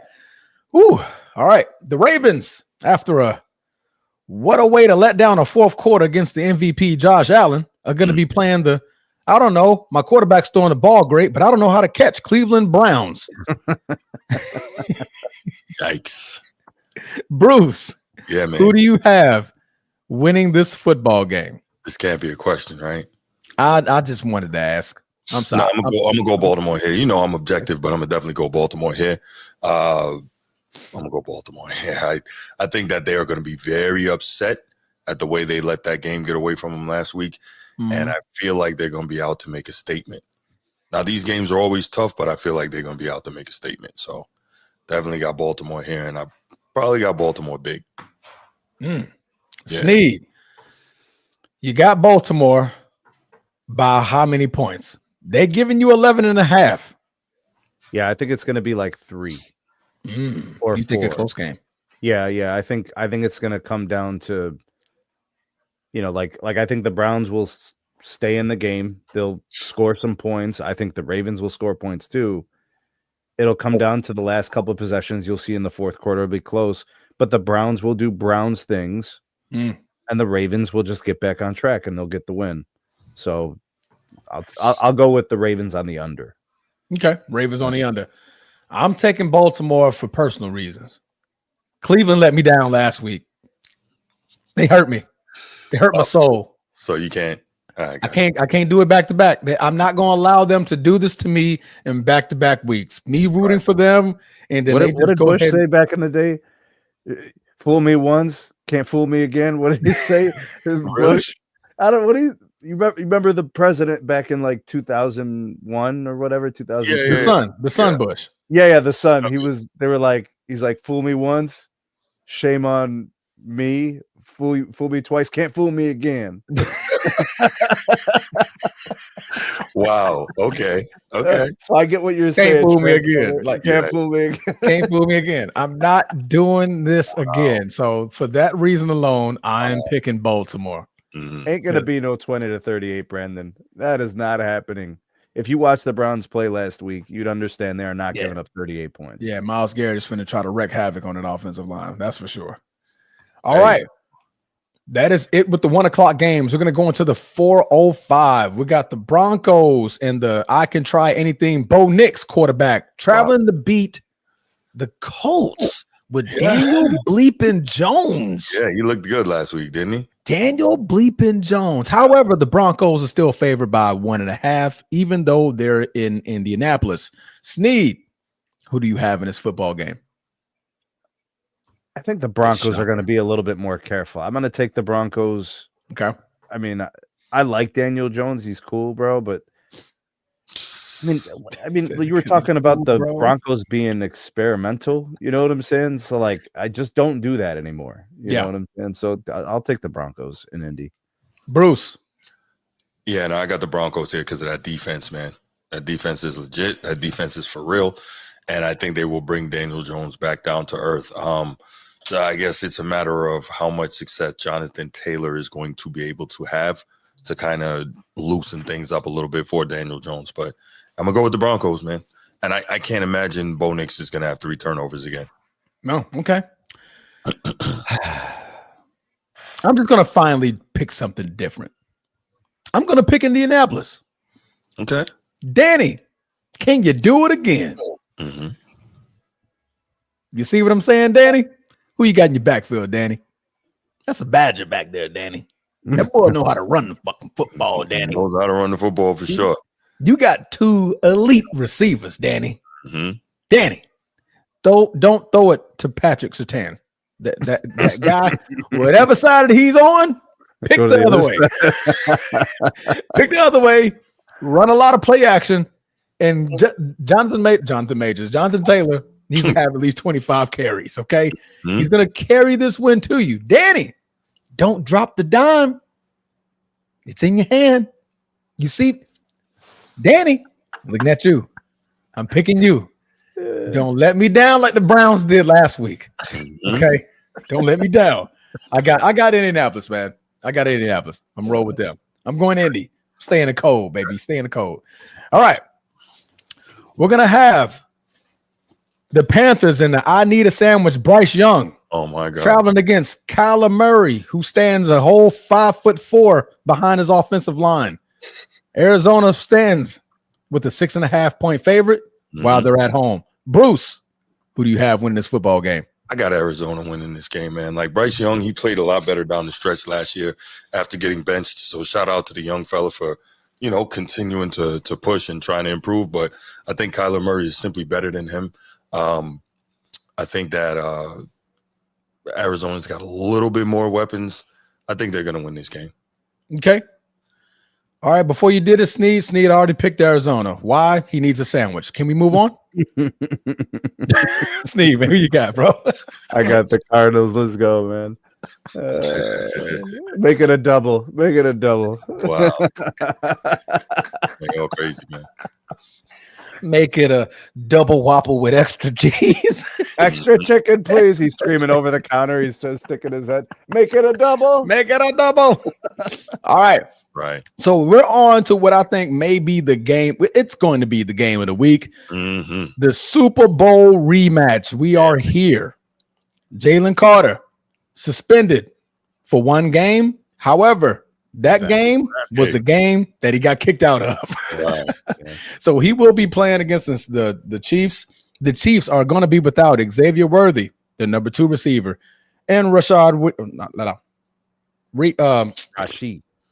Rashid Rice. I almost called him Rashid Wallace. Rashid Rice. Yo, what is up with bro, you get tonight, out man? of the Western Conference Finals, bro. Get out of it, bro. What's going on here? Brain, man. I don't know. I just see the Lakers in the finals and just God, win it. that's sure as hell ain't what you see. Luka Doncic just If you see that, you've been smoking putting some up good 45. LeBron James with a cool 28. Bro, we gotta. No, okay, my bad. We gotta get you tested, bro. Yeah, for sure. I know, right? I need Lakers. I need love, man. We got Mark, man. Mark, I've been talking to Mark. Me and Mark, bro. We pen paling, bro. Mark Walters? Yes.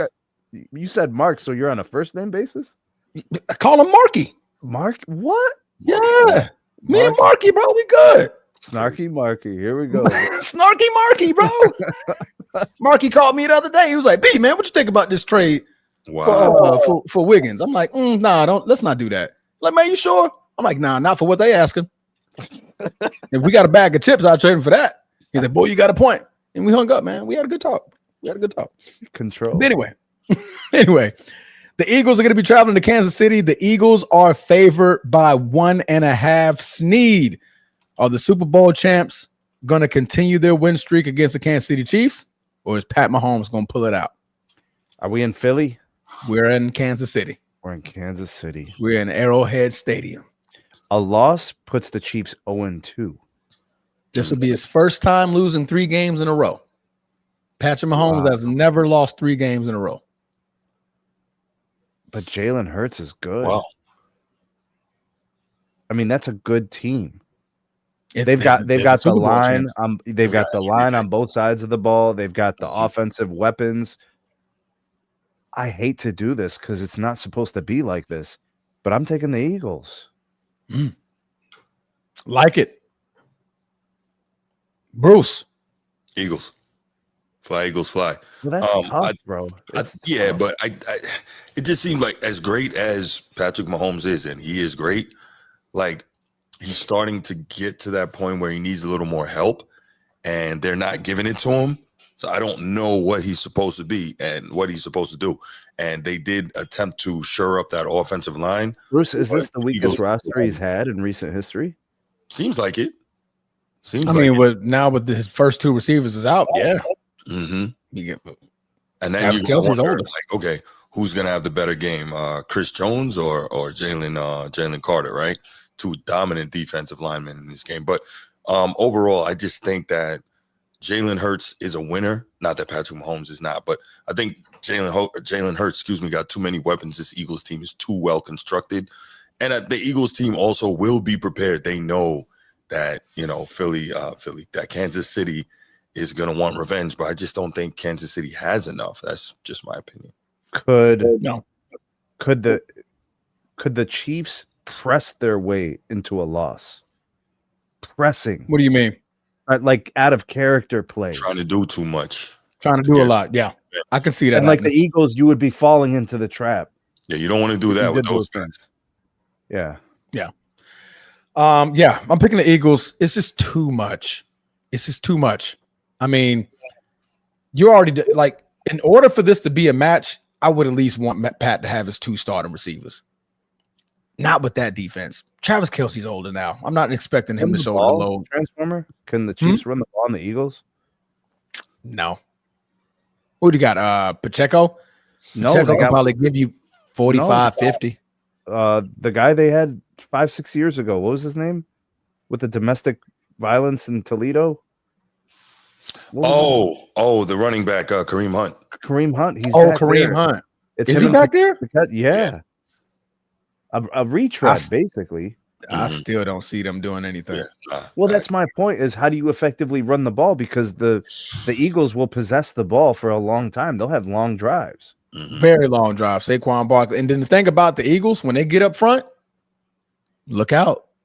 Because Saquon is going to be getting more and more touches, and the more and more touches he gets. If the playbook is open, it can get nasty. It can get real ugly. Yep, Kareem Hunt is going to be back there. Last week, they had both Kareem Hunt and Pacheco. Pacheco and Kareem Hunt combined for 41 yards. Patrick Mahomes had 57. That is not the same Kareem Hunt. Yeah. Not See what I'm saying? They both Bruce? combined. Yeah, I'm with you. They combined for 41 yards. Patrick Mahomes had 57 by himself. So good luck on running the football. Right. But yeah, that's just too much, man. It's honestly going to be too much for Kansas City. This will be the first time that Patrick Mahomes loses 3 games in a row. Bro, Jalen Carter's going to crazy to say, but that's Jalen Carter's going to come in this game and just disrupt the hell out of everything. Right. Yeah. Agreed. Yeah. Tell Mahomes to spit on the turf. Autism boy, I didn't see your question, man. Let me answer you. Yes, the Ravens are going to make the playoffs this year. Absolutely. Yeah. If they don't, that'll get John Harbaugh fired. Boy, John is out there before the playoffs. Yeah, it's not about whether or not they make the playoffs, Autism boy. It's about how far they go. That team is built to go to the Super Bowl, so that's what needs to happen. Yeah. If they do not make the playoffs, it was only because Lamar Jackson is out for the season. Yeah, okay. Yeah, that's fair. Other than that'll be his only pass. Mm-hmm. Only pass he gets if they miss the playoffs. Lamar Jackson's out for the season. That's it. Right. All right.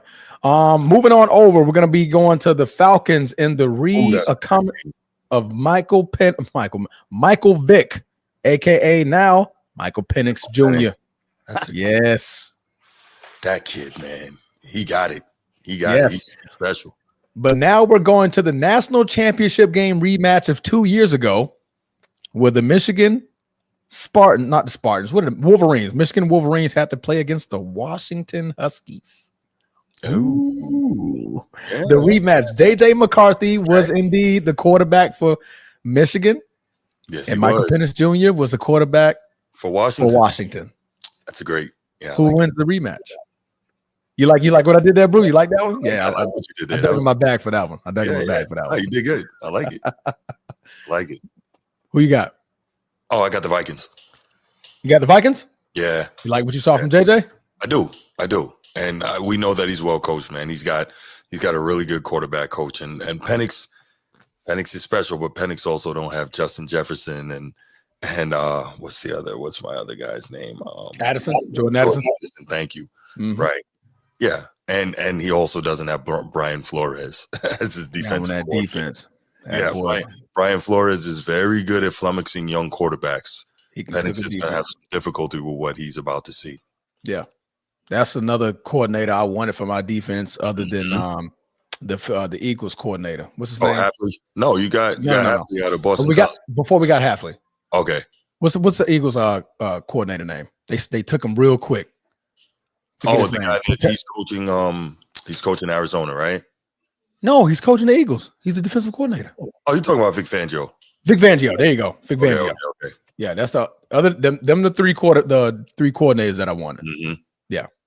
We ended up getting good old Jeff, and he's doing a damn masterful job. Yeah, he's doing a good job. Yeah, really. Absolutely. So I'm not complaining. Sure. I'm just saying that's who I wanted at the time. Not mad. Being greedy. Not mad. Sneed, who you got? Atlanta or Minnesota? Mike Vick 2.0 or JJ McCarthy? I think the Vikings just have better playmakers, right? So you kind of have a little bit more danger in terms of what they could do offensively. I did like the way the Falcons were moving the ball at the end of the last game. So they had a chance to win. They missed the field goal attempt.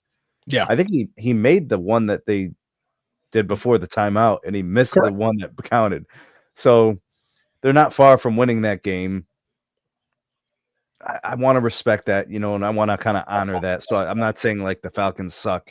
I like Michael Penix Jr. I think he's a pretty good player, but Justin Jefferson, that's hard to defend. I think he's get loose for a couple of tuds, bro. I think a long one too, like where it's like 60 yards, like a game-breaking type of play. So, if they get that, that's hard because I don't think the Falcons have that. Do they? Do they have a player like that? No, They got Drake London back there. Is he a game-breaking receiver like that? Game-breaking receiver? Nah, not like JJ. I mean, JJ, the only person you can mention is Jamar Chase.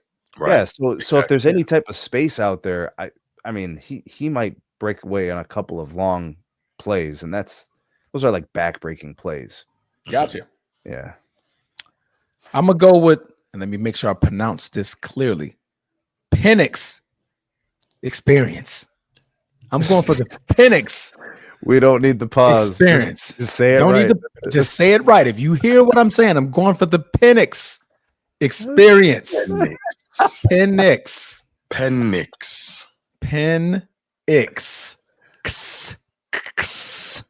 That. All right. I'm going for Atlanta. I'm gonna root for Atlanta on this one. We got some tape on JJ McCarthy.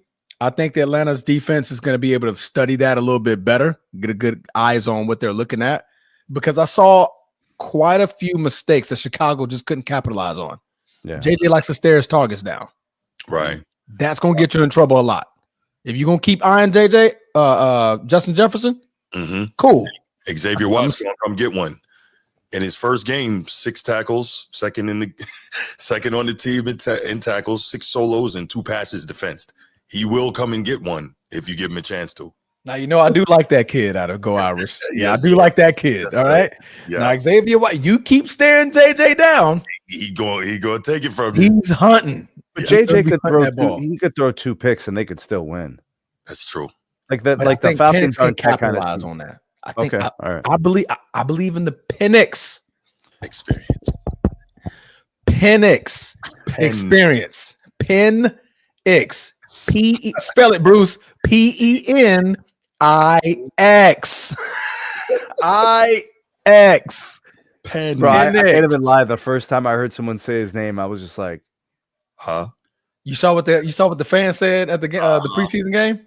But he got to be used to that. He can't be like surprised by going and I seeing. think it's one of those things where like people will say it like really trying hard not to say it wrong, Mm-hmm.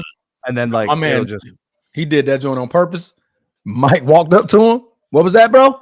My man said, "Oh no," you know, you get all tongue tied. Mike was like, "Oh no, that's not what I said." Oh, okay. And then Mike walked away. But Transformer, he did look good at the end of the last game, moving He the ball did. down the field. I liked what I saw. He had the poise, he had the composure. The ball was 298. marching up the field. The scrambling. He could have had his first win if Young Ho Koo. So it's not like he did his part. He had one job. One job. He Mike McDaniels the whole thing. Wow. You said Young Ho Koo? Yeah.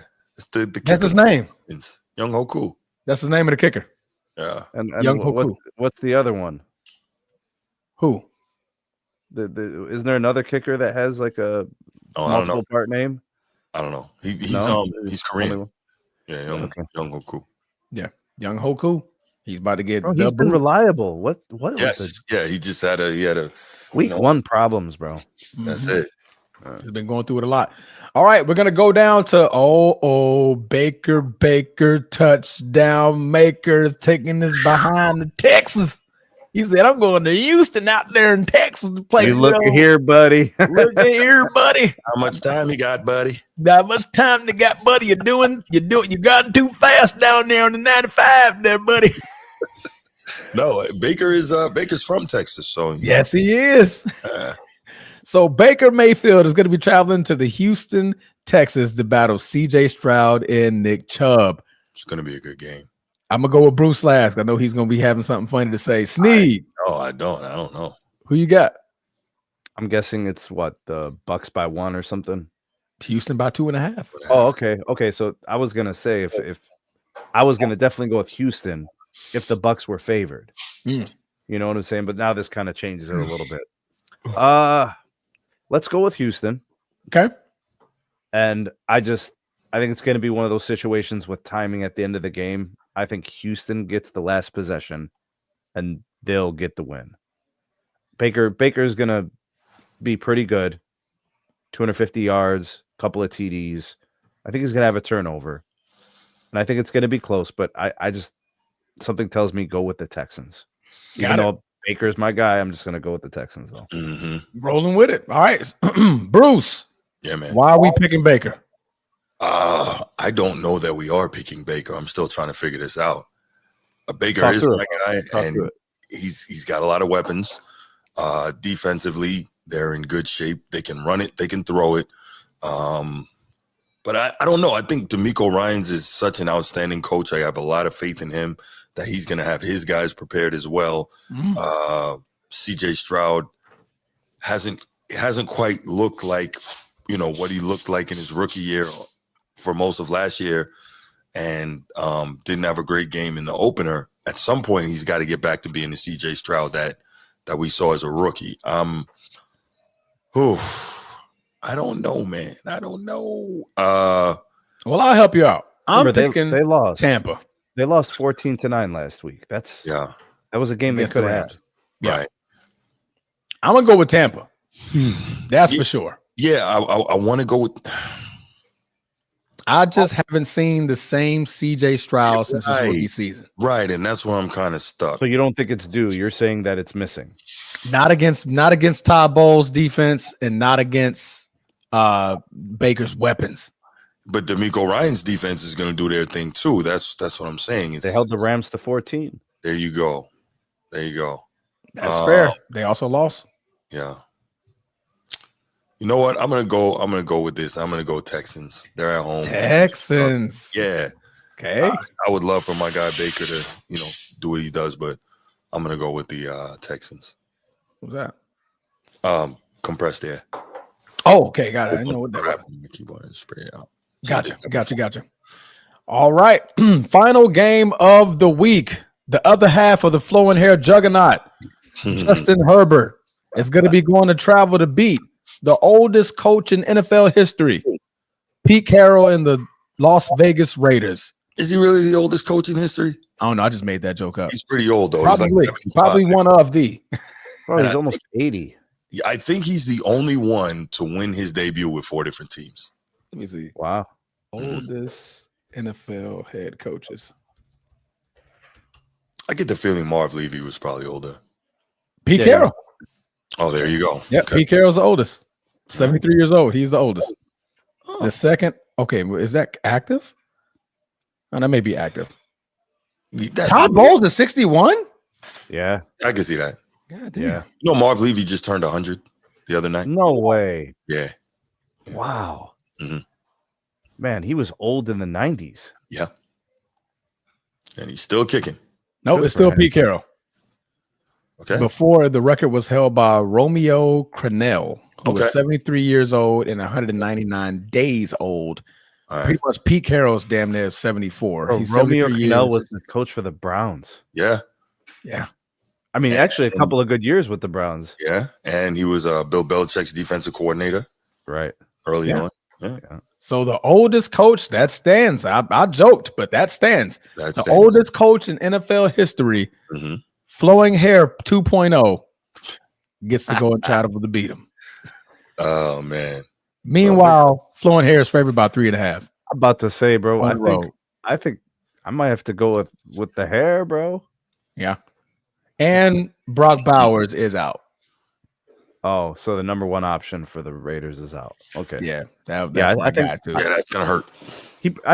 Flowing Hair probably won't have to do too much. They could probably win this game running the comfortably, so divisional game, it's not going to be a, walk in the park. There'll be some moments, but yeah, I'll take the Chargers. Yeah. Oh, man. So we got an old Pac-12 matchup again, right? Harbaugh versus Pete Carroll. That's pretty good. Nice. Yeah. Yeah. Dug in your bag on that one. I did. Yeah, my boy. You're not the only one that could dig. No, but this is going to be good. I think those two really they respect each other. I don't think they like each other too much. But I am going to go with the Chargers here.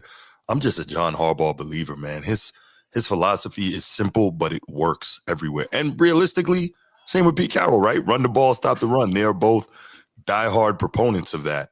They both have quarterbacks who played very well in week 1. But to your point, I think not having Brock Bowers is really going to be tough. Let's see if they give Michael Mayer some of his targets. Go Irish. Let's see how that works out. But a lot of Irish in the league, man. You got to know Irish something. in the league. I try to tell you, man.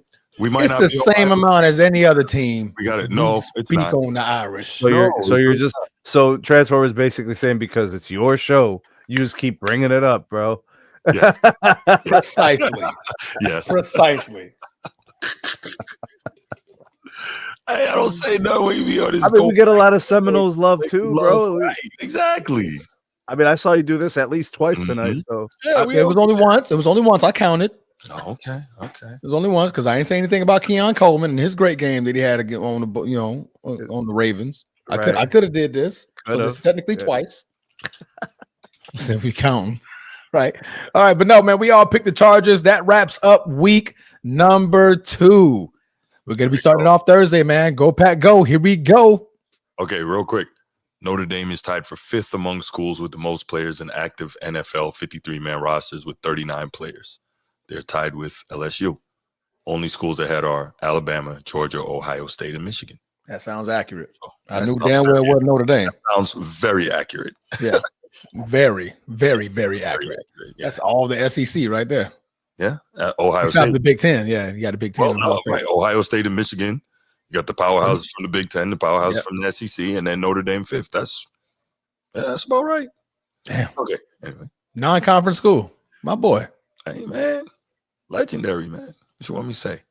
And man, when you step out there, the air, You really don't graceful. understand. It's the different. grass You is really growing don't. from the heavens. I'm trying to tell you, it's different. God himself is just walking around and say, hey, right? when you go up there. That right. The sod from God. The sod from God. Hey, he told me about his experience.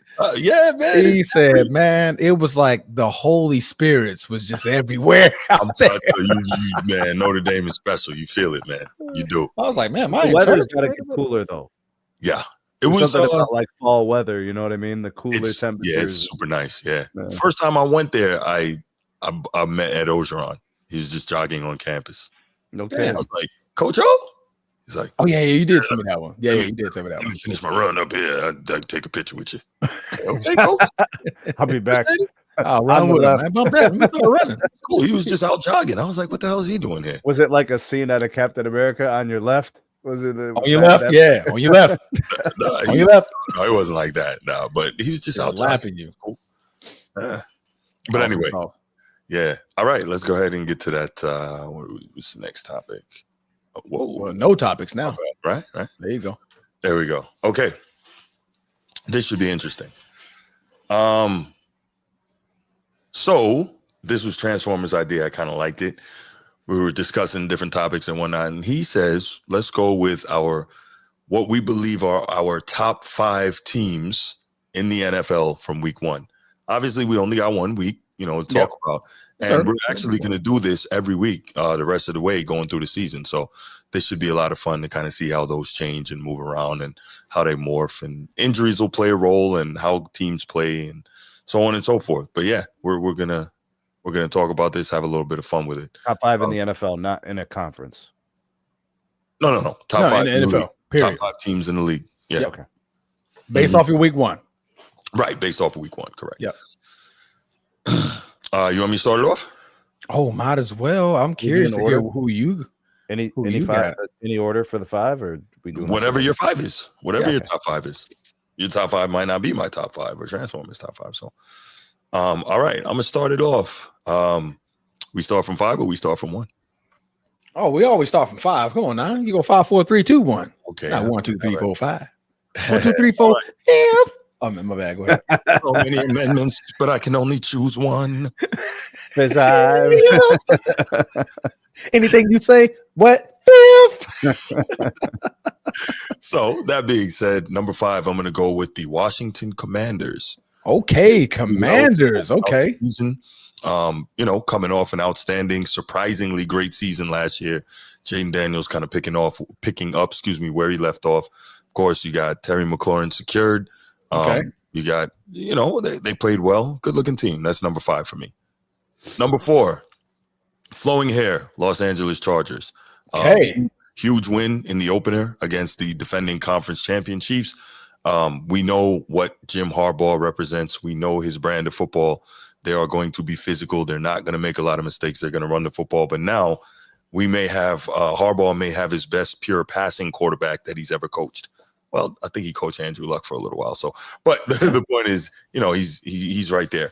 But so I got the Chargers. Did I say the Clippers earlier? The Chargers. I don't think you said the Clippers. Okay, because I got LAC on my paper. So I mean, that's Los Angeles Chargers. Yeah. Right. Okay, so the Chargers are my number 4. My number 3 are the Baltimore Ravens, who look like for a long time in that game, they look like the most complete team in the league. I think they clearly are the best offensive team in the league. I don't know what you do and how you stop that 2-headed monster in the Baltimore backfield. Zay Flowers looks even better than before. We saw the DeAndre Hopkins sighting with an amazing catch between 2 defenders in the end zone. So, I mean, they've got it all. That is a dangerous team if they can, have the discipline to not shoot themselves in the foot. Number 2, the team that beat them, Buffalo, right? Buffalo, okay. The defense looks good. Keon Coleman is going to be a stud. Ooh.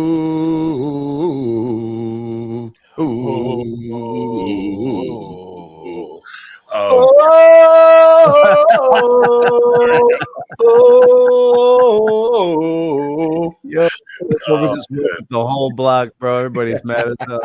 Osceola. But yeah, so I think Buffalo, man, with the way Josh Allen is playing, if he can continue to play that way, man, sky's the limit for that team. And of course, number one, who else can it be? The defending champs, who are 1-0. Jalen Hurts is just an absolute winner. We know what Saquon represents. He got two beasts on the outside to throw it to. Can we make a concerted effort to get the ball to AJ Brown more? Like, it should not take until the third quarter to target this guy. I believe so. They just paid him big money. Yeah. So it should not take until the third quarter to target AJ Brown. That's kind of absurd to me. So he looked like AJ Brown on the sideline. He's reading a book. Several sinisters. The membership size and leadership of a team has varied depending on the villains available. Oh, my bad. Yeah. We playing a game? Oh, my bad. I didn't know we was in a game. My bad. I didn't even know. Right. I'm trying to stay calm, so I'm trying to stay calm. Right. But yeah, Philadelphia to me is the number one team in the league, and I don't think there's any question about it. Now we'll see this weekend when they have the rematch with the Chiefs, but I think as of right now, they're the best team in the league. And that's my top five. So to reiterate, 5, Washington, 4, LA Chargers, 3, Baltimore Ravens, 2, Buffalo Bills, and 1, Philadelphia Eagles. Nice. I like it. I like that list. All right. Sneed. Well, I'm gonna give you some time, because I don't think you had the time to get your. Are you ready for your top 5? Mm-hmm. Okay, well, go ahead. Number 5, the Ravens. Okay. Only because they lost. Okay. If they would have won that game, it's either them or the Eagles at 1. So I can't let them fall out too much. Right. Okay. And they lost to my number 2 team. So Ravens at 5. I'm gonna go with the Commanders at 4. Obviously, you know what your Bills are. The Bills are number 2. Right. Yeah. Okay, so you got the Commanders at 4. Okay. Commanders at 4. I was trying to figure out if I want to do Green Bay at 4 or Washington at 4. I think Micah Parsons. It only gets better from here. Mm-hmm. So Green Bay at 3. So Commanders at 4, Green Bay at 3, Bills at 2, and then the Eagles at 1. And I didn't want to bring in the Chargers off of 1 week. I know they beat the Chiefs, but like they're a bubble team. They're like my 6 or my 7. Yeah, I mean? I don't want to put them in the top 5. For me, it's the way they beat them, but I hear you. Yeah. I still want to put the Ravens in the top 5. Mm-hmm. I still want to put the Commanders and the Packers in the top 5. So yeah, I like it. So, boy, these are some good lists, guys. These are some good lists. My 5th. 1, 2, 3, 4. Fifth. I went with flowing hair. I like guys, bro. Really? Yeah, this is week 1. We're in 2025. Right. This may change next week, Sneed. Yes. Based off week 1, what I saw. That's right. I liked what I saw. That's right. 300-something yards and nothing to scoff at against Steve Spagnuolo in that defense. Nothing to scoff at. Not at all. Jim Harbaugh has got that team firing. Keenan Allen was a great pickup to put back with Justin Herbert. Mm-hmm. You got Quentin Mitchell. Not Quentin Mitchell. What's the other? Quentin Johnston. There you go. Yeah. Quentin Johnston. Look like he figured out how to catch in the league, huh? They didn't even utilize much of their run game yet, and still they beat the Kansas City Chiefs. So I have them at my number 5. Number 4, I have the Buffalo Bills.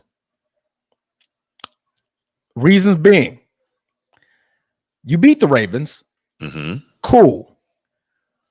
But it wasn't until the fourth quarter where a mistake had to happen for you to capitalize on that game.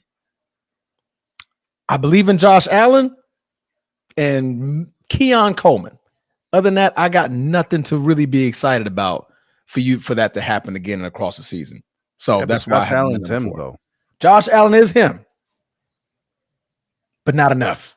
I need more than Josh Allen. It's going to take more than Josh Allen to get over the top. It's definitely going to take Josh Allen. Oh, he's definitely going to win. Who else is in that division? Name them. Exactly. Nobody's in that division. Mhm. Number 3, Snead. I agree with you. This is where I placed Green Bay. I have Green Bay there. What they did in Detroit was nasty work. I like them on the defensive side of the ball. Despite not having a number 1 receiver, we know how to spread the ball around to all of our receivers. That's Romeo Dobbs. It's Jalen Reed. We don't even have Christian Watson back yet. He may come back mid-season somewhere around there. We do have he's still on IR. We still have Matthew Golden. I think Tucker Kraft, again, is going to be a top 3, bare minimum top 5 tight end in the NFL this year. And we got Josh Jacobs.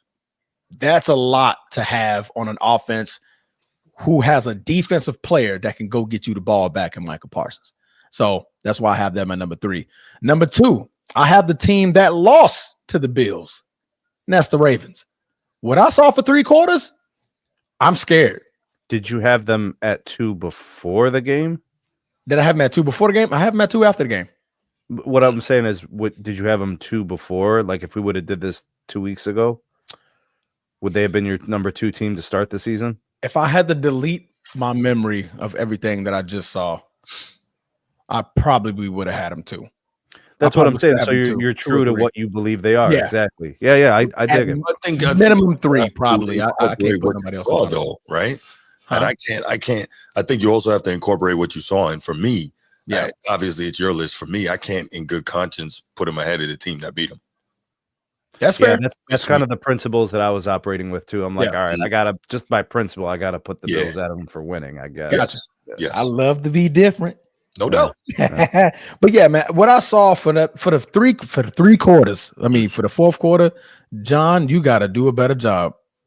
call something different, because you just let them boys walk you down. But what I saw for 3 quarters, I was actually scared for the league.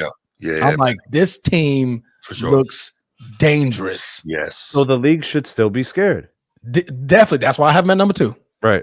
That's exactly my premise on why I have them number 2. Everybody else is still scared. They're like, yo, despite what we don't got a Josh Allen. We don't got a Josh Allen. We don't have a Josh Allen. Right. So who else is going to be able to do that? Nobody. Yeah. Right. So that's my number 2. And of course, we all got the same number 1, Philly. I mean, offense, defense, offensive line, Lane Johnson. Well, in the second half of that game. Yeah. They didn't. But was that had a weather delay too? Yeah, that played a huge part of it. That weather delay slowed everything 90 down. minutes, right? Yeah. It was it was well over an hour, because I remember I turned it off. I was like, what, 11:30? Nah, I'm good. I woke up and saw the score. I was just like, what? Nobody scored in the second half? Really? Yeah. And Philly came out strong. Like, they scored in the first 3 possessions. Like, Dallas couldn't do nothing with it. But after that, after the weather delay, they kind of slowed down. They stiffened up a little bit. But you got Saquon Barkley, you got AJ Brown, you got Devontae Smith, you got Lane Johnson, you got one hell of a offensive line. That's not to mention your defense. You got damn near every kid that ever played for the Georgia Bulldogs on your defense. I mean, you name them, they got Georgia Bulldogs everywhere flying across that defense. So until you beat the champs are number 1. So that's my top 5, man. I'm not mad at that. Mm-hmm. I like this topic. This is a great exercise. This is going to be fun every week. I like it. Oh yeah. Yeah. And I saved them too. We'll see who moves in and out from week to week, right? Yeah. I think that's going to be the cool part, seeing how this all moves around. Yeah. Now, if you in your top 5, and I'm gonna go with Snead on this one. So I'm gonna start with Snead on this one. If you had to pick a team that can fall out of your top 5 next week, what team would it be? Oh, the Bills or the Commanders? The Bills or the Commanders? Yeah, it could fall out of the top. Who we got the Bills playing? Let me see. Let me go back.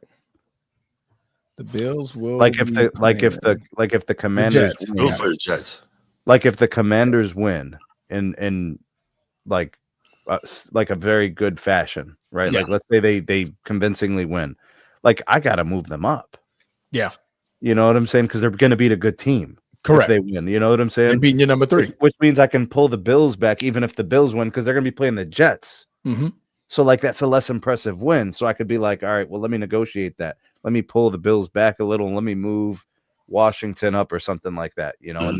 And you know, if the Ravens come out and do what they did to the Bills but don't choke it, like let's say they beat the Browns by like 20 points or something. Mm-hmm. Then I'm like, okay, so the Ravens are who we thought they were. Let me get them back in the top 3. Mm-hmm. I could start moving these guys around. But a loss for the Commanders probably takes them out of the top 5, right? Mm-hmm. And I guess if the Bills lose, I mean, that's just ridiculous. But if they No, lose, I don't think so. I think we saw the Jets being better than we thought right away. So even if they lose, like for me, they would drop maybe to the bottom of the top 5.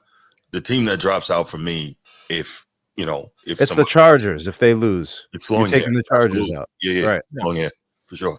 I'm a hardball guy, you know that, but yeah, it would be the Chargers. You were on the Jets, and you were talking about how they played the Pittsburgh Steelers. How much of that game do you think was just because Justin Fields was playing a team that let him go? Wow. Do you think that fire is still going to be there to try to battle a guy who he just saw hawk down the Ravens? I think Justin Fields has a new lease on life, and he's going to go out and he's going to compete. He knows he's the guy, and I think he believes that he can still be a quality starting quarterback in this league. Did he ever feel good in Chicago, Bruce? Hell no. No, we saw flashes, but no. Right. And I said, boy was running for his life in Chicago. Like, weather is not an issue. Obviously, he can play in the cold. That's not a problem. The physical tools, not an issue. I think they held him out the final game of his final year in Chicago. He was about to break Lamar Jackson's single-season quarterback rushing record. So the physical tools are there. We know he can throw lasers. It's just something, well, we know what it might be. I don't like that about the NFL. Eberflus.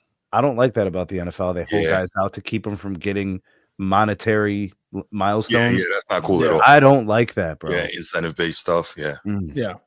No, that's true. Right. Think about it. Justin Fields has never played for a team not in the cold. Ohio State, cold. Chicago, cold. Yeah. New York Jets, cold. And you know what's crazy? Now? Pittsburgh, cold. You know what's crazy about that? He's from Georgia. He's from Georgia. But he was recruited to Ohio State. So he started out at Georgia, if I'm not mistaken. He transferred to Ohio State, right? Was he a transfer? I believe so. Was that when the portal first started? I think he played before the portal. Because remember, back in the day, you had to sit out a year. Yeah. So who would have been the quarterback prior to that? Would that have been the other big cat? Cordell Jones? Was it Cordell Jones? Or was that way before Justin Fields? That was way before that. Yeah. Okay, so he got a hardship waiver from the NCAA. So that's why he was able to go to Ohio State and play right away without. Oh, he didn't even have to sit out the year. Oh, okay. Remember they used to make players do that when they the red shirt. Yeah. Yep. So he got a waiver. That's cool. Okay, Bruce, who was going to be? Is the Commanders your pick? No, it's the Chargers. Oh, I'm sorry, you said the Chargers. Yeah, flowing hair. Mm-hmm. Chargers, I like it, man. Flowing hair. Everybody's picking flowing hair. Yeah, he's gonna play. He's gonna play Zeus in the next movie, bro. For real. That doesn't mean that they can't get back in there as the weeks progress. It's just for this week that could be the team that drops out. I like it. Yeah, I like it. Do you like it? I live it. Man, I got this saved on the wrong freaking thing too. I'm messing up a whole set. What program do you use? What do you use? I put it in my notes for now, but I clicked on the wrong note. Oh, okay. When I was jotting them down. Got to get some AI to just automate this for us. I know, right? I'm pretty sure it's something like that exists too. Right. What the hell is G? G probably know exactly what it is too. All right. G had to take care of some military business. Yeah, no, all good. Yeah. All right, do you want to open up the phone lines for this one? We can move on to the final topic. Let's take 2 calls. Okay. Yeah, let's take 2 calls on this. 5-minute limit. We're not gonna do this all night.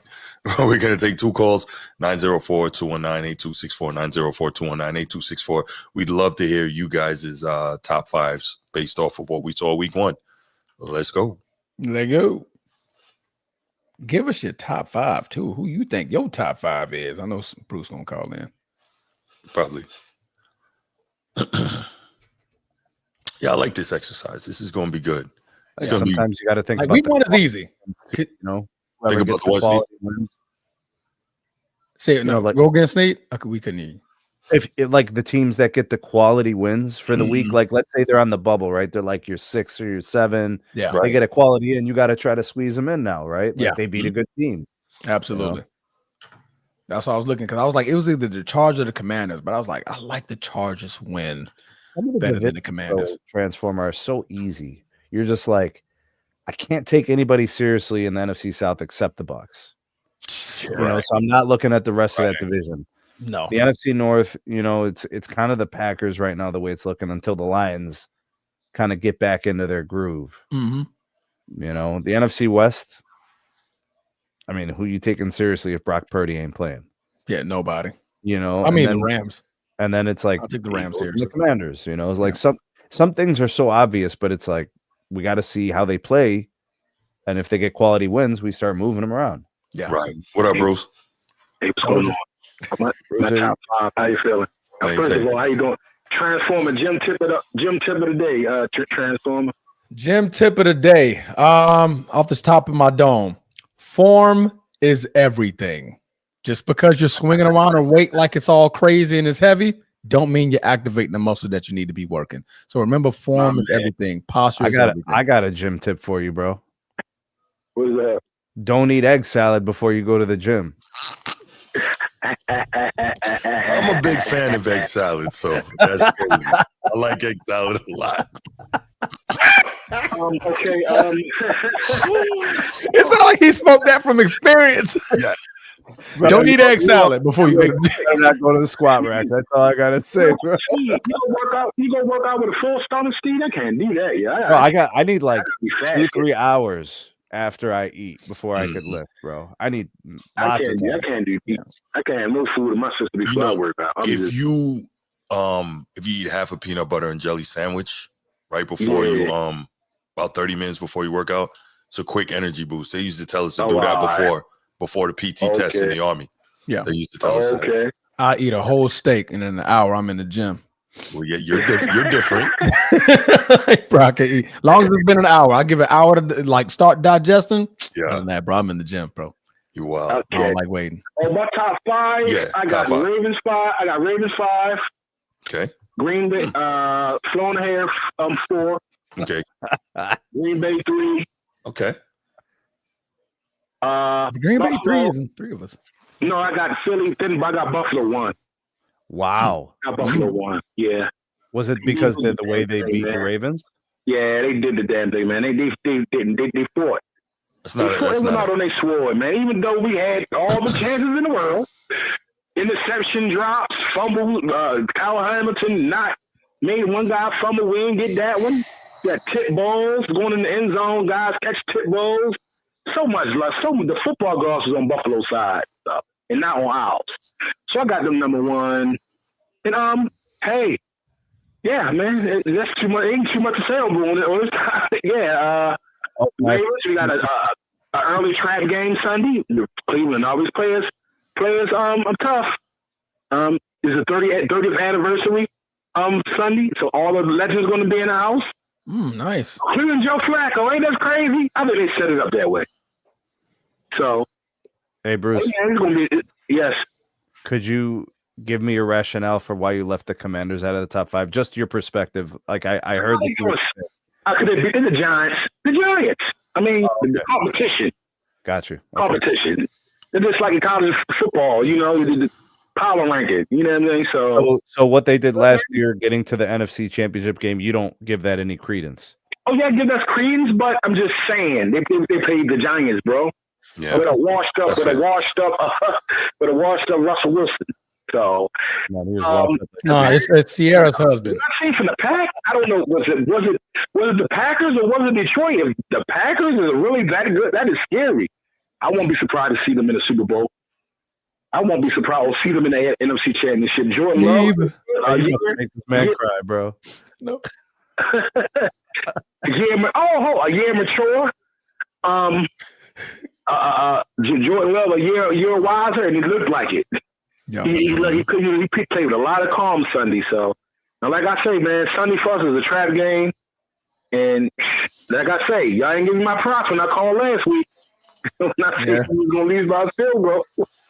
You said a mistake and or field goal, and both of them happened. The mistake was the fumble. The field goal was how it ended. It's like, damn. I don't know, but it was like a feeling that come over me that like I just picked the right thing, but I'm not a gambler, so that ain't that crazy. But Yeah, keep speaking Green Bay to the Super Bowl, though. As soon as you start gambling, bro, you're gonna start being wrong. See, let's start. You go another way. But I want to say this real quick and ring it off. This power, the power rank don't man, it don't mean nothing to me, man. I don't give a fuck. We was tested. When January comes, my team, the Ravens, are at the point where it's Super Bowl bust. I don't give a goddamn about no damn power record this year. As long as we get that, keep that energy for Lamar at the end of the year, sir. You say what? You better keep that energy for Lamar at the end of the year. What you mean by that? Give me more context. Super Bowl or bust, right? Yes. And we've heard all the great things you've had to say about Lamar, so we're gonna put that on him, right? We're gonna put no. It's a team sport, bro. This team sport. I'm not even gonna put it all on him, but he's 60% of it. Bro, you are confirming exactly what Bruce said last week. What am I confirming, Mr. Sneed? We're moving the goalpost for Lamar. We need to put some accountability on him too, though. We put accountability on him, but the Ravens is a team sport, brother. Well, I say you got 60% of the blame. Somebody got to get some of the brunt of the blame. So you charging Lamar for what happened Sunday then? The defense and the cornerback. No, not necessarily. I'm speaking to the rest of the season and the playoffs, right? That's what the conversation was. Mm-hmm. Yeah. Oh, I got you. I'm a whole. Listen, you already say I'm biased. I'm gonna be objective. He's gonna show out. Listen, man. We all seen what happened in Buffalo in the divisional last January. I'm not gonna get into that because we'll be there all night. I know that Bruce will get up off here. Man, go ahead, man. I might say something for the next topic if you open the lines up. But yeah, I got Baltimore 5, Florida 4, Green Bay 3, Philly, Buffalo. That's my 5. All right, man. Boys have that. I'm gonna hit y'all back. All right, appreciate All it. right, bro. All right. Man, Green Bay 3 in a row. Like it. Once we put it back on Lamar, he ain't like it. I don't need to say it. And then he's like, "Oh, I see what you're doing." He's saying, "I'm the one who's hating." Oh, come on, but let's just keep the energy focused, though. Can't. You forget Bruce lives in Baltimore. He got to go They can't outside. say nothing negative. Yeah, they can talk about John. They can't talk about Lamar for the team, but you ain't got smoke for the quarterback. because Baltimore's ride or die for Lamar. Facts. It's ride or die. Facts. Literally. Right. Literally. All right. Let's go ahead and get to this last topic, and we'll get up out of here and wrap the show. All right. KD and the Rockets. So we're gonna switch over, do a little bit of NBA here. Wanted to give you guys that little bit of teaser for those who want to talk NBA. And actually, we were trying to have a guest join us on this topic tonight, but we couldn't make that happen. So hopefully, we will have said guest soon, and I'm sure y'all will enjoy it when it happens. Why you look like that? Why you look like that, Trev? Nothing, bro. I'm just looking. I look, man. It's like 11 at night. No, my eye drooping. You know what I mean? I know what's happening here. I know. Steve, you stupid. All right, you will never find. Y'all need help. But bro, we got to chat. Don't worry about it. We'll be back, bro. Facts. But yeah, so we're going to talk a little NBA here. So Kevin Durant was probably the biggest piece to move during the NBA offseason, and we see him. He ends up leaving Phoenix, getting traded from Phoenix, and arriving at the Houston Rockets, which, in my estimation, makes Houston a legitimate contender for winning the West next season. I mean, even with the level of youth that they had and lacking that elite scorer, and this is just, this to me, it just shows how great of a coach that Ime Udoka is. Houston was second seed in the West, and the West was hell this past season, as it usually is. But Kevin Durant is now a Rocket. And so I guess the question here, and I'll start off with you, Sneed, is what do you think the ceiling for the Rockets is this year? I mean, obviously, we know they're well coached. We know they will defend And now they got that guy they can count on to get a bucket in those tough spots. So, thoughts? Ceiling's probably the Western Conference Finals. Really? An appearance to the Western Conference Finals. Mm. I don't think they win the Western Conference Finals. Oh. Because I don't think these Rockets are built like the 17-18 Warriors. And that was the last time we saw KD work as a championship piece. Right. Like, we haven't seen him as a championship piece since that point. True. And think about what that team had. Oh, it had a really good defense. Mm-hmm. It had two of the league's all-time three-point shooters, prolific three-point shooters. Yeah. And they just added him. You know, like, these Rockets aren't really that. No. Golden State was picking poison. Right. This is a nice team. They have a good coach. They have really capable defensive talents. Mm-hmm. I think Alfred Sengun is a really good player. I like him a lot. Yeah, so that dynamic between him and KD working together. Mm-hmm. I still want to see Amin Thompson kind of develop. I don't want to see him regress offensively. I don't want to see him become an infinitesimal piece offensively, because they're better if he can contribute offensively. Defensively, he's fantastic. And Fred VanVleet, he's a good offensive player. Mm-hmm. So I don't want these guys becoming like so secondary that they're not even really designed within the offense. Mm-hmm. So I kind of want to see Kevin Durant built as a fabric within the offense, not an ancillary piece where they're like, hey, get a bucket. Well, I want him to I think that's what they're going to use him for. Yeah. Wait, but I want it to be part of the offense. I don't want him to be like, remember in Golden State, they'd run the offense and then like they would just give the offense a break and tell KD to get a bucket. Right. I get you. It was like a separate entity within the offense, like a subset. Okay. I want to see KD being a piece of the offense built into the flow of where the ball goes, as opposed to we're going to give you space, just go ahead and operate, because he's 37. Mm-hmm. So the ability to just score in the open, like creating space and all that, that's not going to help the Rockets as much as people think it is. Mm-hmm. So I don't know. I Western Conference Finals ceiling. Mm-hmm. I think most likely they at least win the second round, right? Like that's the most likely scenario. Win the second round, get to the Western Conference Finals. I just don't think they could beat Denver, and I don't think they could beat the Thunder, because I think those teams are a little bit more complete. Huh. I forgot about the Thunder. I don't know how I did that. Yeah, you did? I did. They got the MVP. They got one of the best rising stars in J-Dub. Right. They got these guys, bro. Yeah. The league's best defense. Bet, Edward, I got you. So I'll just say this and then I'll turn it over to Transformer. I think the ceiling is probably NBA Finals, not Western Conference Finals appearance, because I'm just like, to me, when you did what you did last year without a go-to guy, and now you have that, I think it takes you, obviously, health. Notwithstanding, first round, right? But do you know why they lost in the first round? They couldn't score, because in Game 7 they couldn't get a basket. They would have. Let's just say they had Kevin Durant last year. They beat the Warriors in the first round. They didn't who knows what happens in the second round, huh? They didn't go 7 games. Yeah, they went 7. They went like 6. Was it 6? I thought it was 7. Yeah. They didn't go 7. I thought it was. They 7. got them out of there quick. 5 or 6. NBA first round playoffs. Was that 2025 or 2024? Just last year. 25. Yeah, I really thought that. Let's see.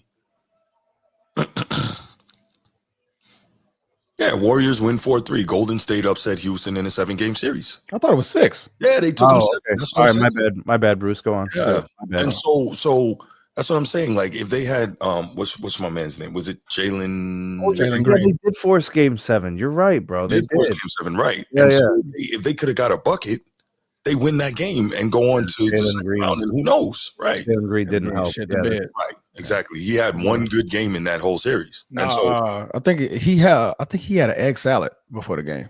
Maybe he did something. He did say he had an egg salad. See that? Yeah, that's wild. He had an egg salad. Yo, that one came back to haunt me. I know, right? But no, I think that I think KD is definitely going to be a difference maker. And the good thing is he is a guy that we know can play within a system. So it's not like they got to just stand around and watch. And you mentioned Amin Thompson. I think that I want to believe that as young as he is, it can only help him being with KD, working out with KD, practicing with KD, and seeing, what KD is doing and trying to emulate that. I think that can only help his game. And being that they don't necessarily play similar positions or similar styles, they'll be in different places on the floor, and that will still allow him to flourish while KD does his thing as well. So I think it's a good fit. You mentioned you don't think they can beat Denver, and I think that's a really good matchup because I think Sengun would force Jokic to defend a little more than he wants to, and I think that becomes problematic, right? Because you have to have Aaron Gordon defending Kevin Durant, right? I don't think you're going to put Aaron Gordon on Sengun because Michael Porter Jr. is gone. So I think you have to have Aaron Gordon on Kevin Durant. Cam Johnson gives you a little bit of optionality defensively. Okay. A little bit. I mean, you have some things you can kind of do. Yeah. And Bruce Brown coming back is huge. That's right. But I think they'll insert Bruce Brown in a lot of those situations too. Great point. But yeah, I think the big part is if you can make Jokic work a little bit on defense with Sengun, maybe that takes away a little bit of his offense. And Denver still, the way they want Jokic to play ball, the triple-double hero ball, I don't think they're going to win another chip that way. But you got to think, they got Valanciunas now too at the 5. Yeah, but that's for so Jokic is going to be playing 4. Okay. No, Valanciunas is going to be the bench. He's going to come into. He's coming off the bench. Oh, he's going to. Yeah, it's going to be for relief. Okay. Yeah. Okay. There you go. I think if he comes in and plays 15 minutes a game, the Nuggets will be thrilled. Yeah. No, so I think that I definitely think the Rockets' ceiling is the NBA Finals. But Transformer, go ahead, man. No, man. I agree with Snead on this one. I think the Western Conference Finals is going to be the ceiling. I don't see them getting past the Thunder. The Thunder right now, they're a juggernaut. As far as from a matchup standpoint, Nuggets, Transformer, huh? What do you think about the Nuggets matchup? Rockets? Nuggets, I think that could be an interesting series. I think they could be. I really think that could be an interesting series. Yeah, I see that definitely going 7. With Denver's pieces that they added, and they got Cameron Johnson and Valanciunas can come off and give you, 10 to 15 quality minutes, like you were saying. I think it definitely challenges the Thunder. But I could. There's a scenario where I can see Houston pulling that one off and be like, man, it was a tough game 7, and KD in the fourth quarter just couldn't miss a basket, right? Jokic could be gassed by game 7, right? Just trying to force too dang much, playing against Sengun in case Valanciunas does get benched, because he can't keep up. He can't keep sliding and running all over the court with Sengun. Jokic getting tired. So that's also in the forefront of my mind as well. Jamal Murray's health is always a question mark when it comes to the playoffs. One more thing, Transformer. Rockets added Dorian Finney-Smith, and then they obviously still have Jabari Smith. So they have a deep. They got some deep wings. Yeah, they got some deep wings. But like I said, I think they could beat the Thunder. I mean, I think they could beat Denver. So I'm gonna put Houston up there in that upper echelon with that one. But if they're gonna be playing Denver, I keep Denver Thunder. If they're gonna be playing Thunder in the Western Conference Finals, I see the Thunder winning that matchup. I definitely see the Thunder winning that matchup. So that's why I'm going to put Houston with the ceiling being the Western Conference Finals. The regular season is going to be important for the Rockets. Correct. As they kind of morph into who they want to become. Yeah. And last year they finished second. So everybody always says, like, wake me up in May or April when the playoffs start. But you have to understand what these teams do as they build and form their identity. Like, if you watch the Thunder all year, you knew they were going to go to the finals because their defense – they just formed a defensive identity. Yeah. They just locked up teams. Some games, the Thunder didn't even shoot well from the field, but their defense was just so dominant. Yeah. You got fucking Lou Dort out there, just a linebacker playing shooting guard. Like, that's just not fair. Alex Caruso at Holmgren. Yeah, I mean, so. Yeah. I mean, SJ is a good defender. J-Dub is all NBA defense. Like, these guys are good. Yeah. And Shai Gilgeous, I mean, that boy can give you 35 in his sleep. So, yeah. I picked up to win it all. Okay. All right. Houston to win it all? Okay. Jeez, they were just a KD. I think this would do something for. You picked the Thunder. I think she's talking about the Thunder. Oh, okay. I'm about to say this would definitely do something for KD's legacy if he is the missing piece and they get all the way and win it all. He needs that. He needs that. Yeah. Well, because think about it, they were a team that got bounced in the first round last year. Correct. So if he comes in and they start Dominating competing in the finals, and then they're like they win it or something, win it. like Yeah. That'll definitely be a KD achievement. I think Ime Udoka Yeah. and Udoka. KD look like legends. Yeah. You know, Hey, Transformer. You know I gotta do it, right? Do what? You know I gotta say something, right? Not he who shall not be named. Why would he even be mentioned in this? look at that smirk, bro. That's sick. I'll tell you why. Because if KD goes to the Rockets via trade, not a super team, goes there, lifts them, and wins a chip, his chip is worth more than every one of he who shall not be named championships combined. How? More than the Cleveland one? I said it. Cleveland. More than the Cleveland one? Yeah, because Cleveland got that stimulus package from Adam Silver in the league. Stop it, bros. They had 3 chances. Moving right along. They were up 3-1. So a stimulus package. He tried to do a hit and run. Do you see that Transformer? Look, he's trying to move on, bro. Look. 3-1. 3-1, Bruce. Yeah. That's worth more? Yes. Wow. That's all. 73-9 Warriors team. Yes. Down 3-1. Yes. LeBron, Kyrie, Kevin Love hawked them down. Yes. Wow. Moving right along. Thank you, Tony. I'm not even a Browns boy. I can't even agree with you with that one. All good, That's Coach. tough. You don't have to. That's tough, bro. You don't have to. That's cool. Kevin Records going 3 times platinum. You know what? I was wrong when I said all of them. There's only one of his chips I even remotely respect, and that's the one against the Thunder. Not the Thunder. Yeah, the Thunder. That's the only one I even remotely respect. But that was still that super team BS. But yeah. Damn. That's crazy work. Yeah. I like how you pause. I like how you threw that in there. I almost said slid. That was gonna be crazy. But threw that one in there. I like how you slid that one in. Whoa, I probably would have logged off. I think I probably would. Oh, you would have froze like you did earlier? I think I would have froze. Right. The non-blinking freeze. I promise. I thought Sneed was highly interested in what we had to say. I thought so too until I noticed he didn't blink. I was 90 seconds. I was trapped in time, bro. Right. Thanos had the time stone. Oh my gosh.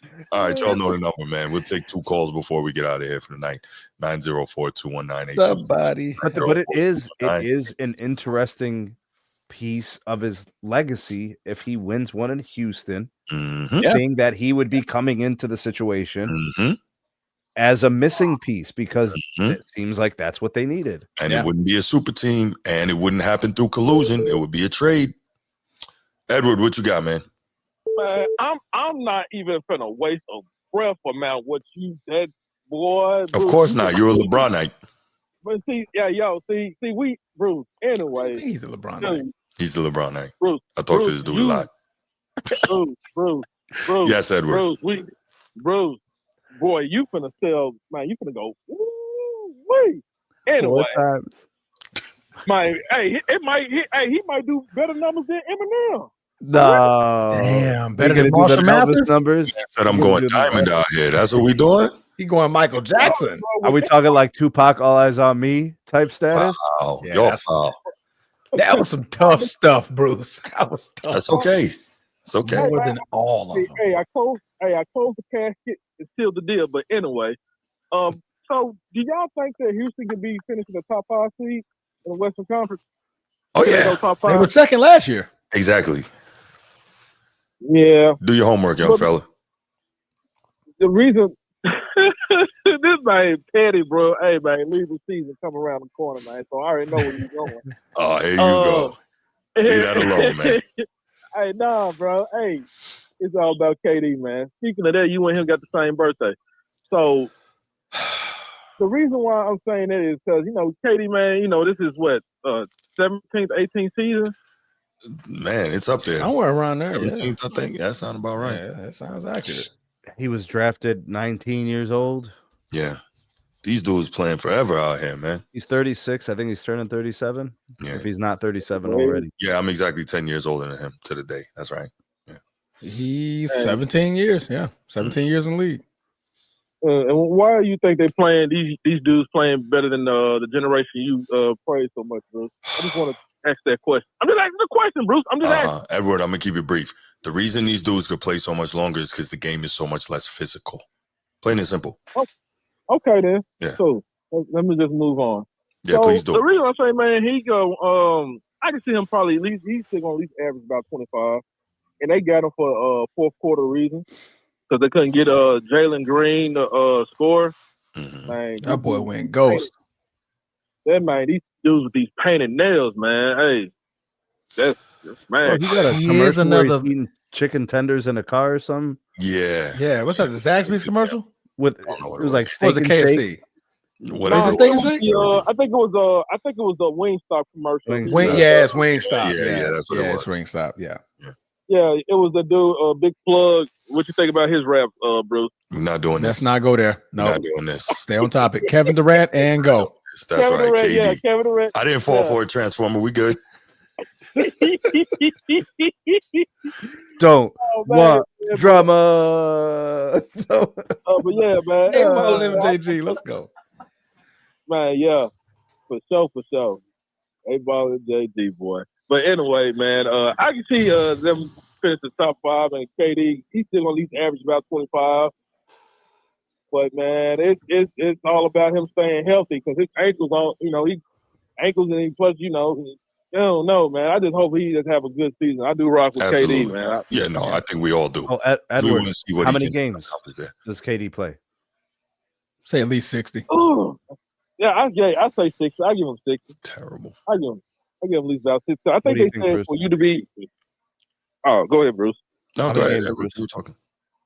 No, okay, because I think you now that to be in NBA all first team or second team, you have to play at least about 6 to 8 games. 65. 65. Mm-hmm. Yeah, I don't see him getting at least about 65. I see him getting at least about 60. If they're in contention, he's definitely gonna play 65 games. I think he'll push through it at that point because he knows that the accolades are on the line. And that he's on a winning team, he's gonna want some accolades. All NBA third? All NBA third team? He can try to go get it. All NBA I think he can make that sleeping. Yeah, I think he can go get it on a winning team. Mm-hmm. Yeah, that's what's up, man. I just want to keep it short and brief. Hey, but don't forget to ask that question though, Bruce. I got man. you, man.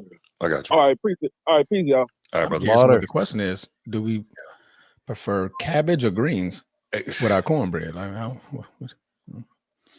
Okay. I don't like greens. You don't like greens? I mean, okay, let me back you up. Hold on. I do not like collard greens. Ugh. I love spinach though. Right. Boy, let me whip you up some collard greens, bro. I got you. I don't want that.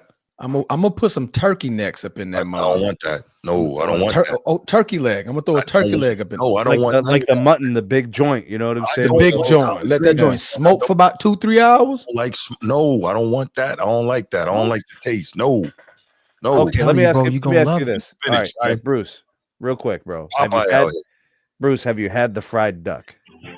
Fried duck? Yes. No, I don't think so.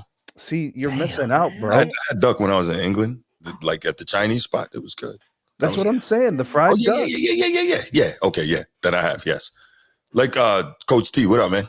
Coach T. What up, Bruce? What up, Transformer? What's giddy? What up, Sneak? Coach T, what up? I almost said Coach Titty too. Oh, wow. That was gonna be crazy. Well, it was a great show, y'all. It was, thanks for taking my call. Yeah, man. Gotta take your call, man. No, he was hanging up. That's him hanging up. No, I'm just saying that was the joke of him hanging up. Hey, it was a great show, man. Go ahead and end it. Okay, he was trying to end it. Okay, yeah, we definitely trying to do that. But go ahead. All right, Bruce.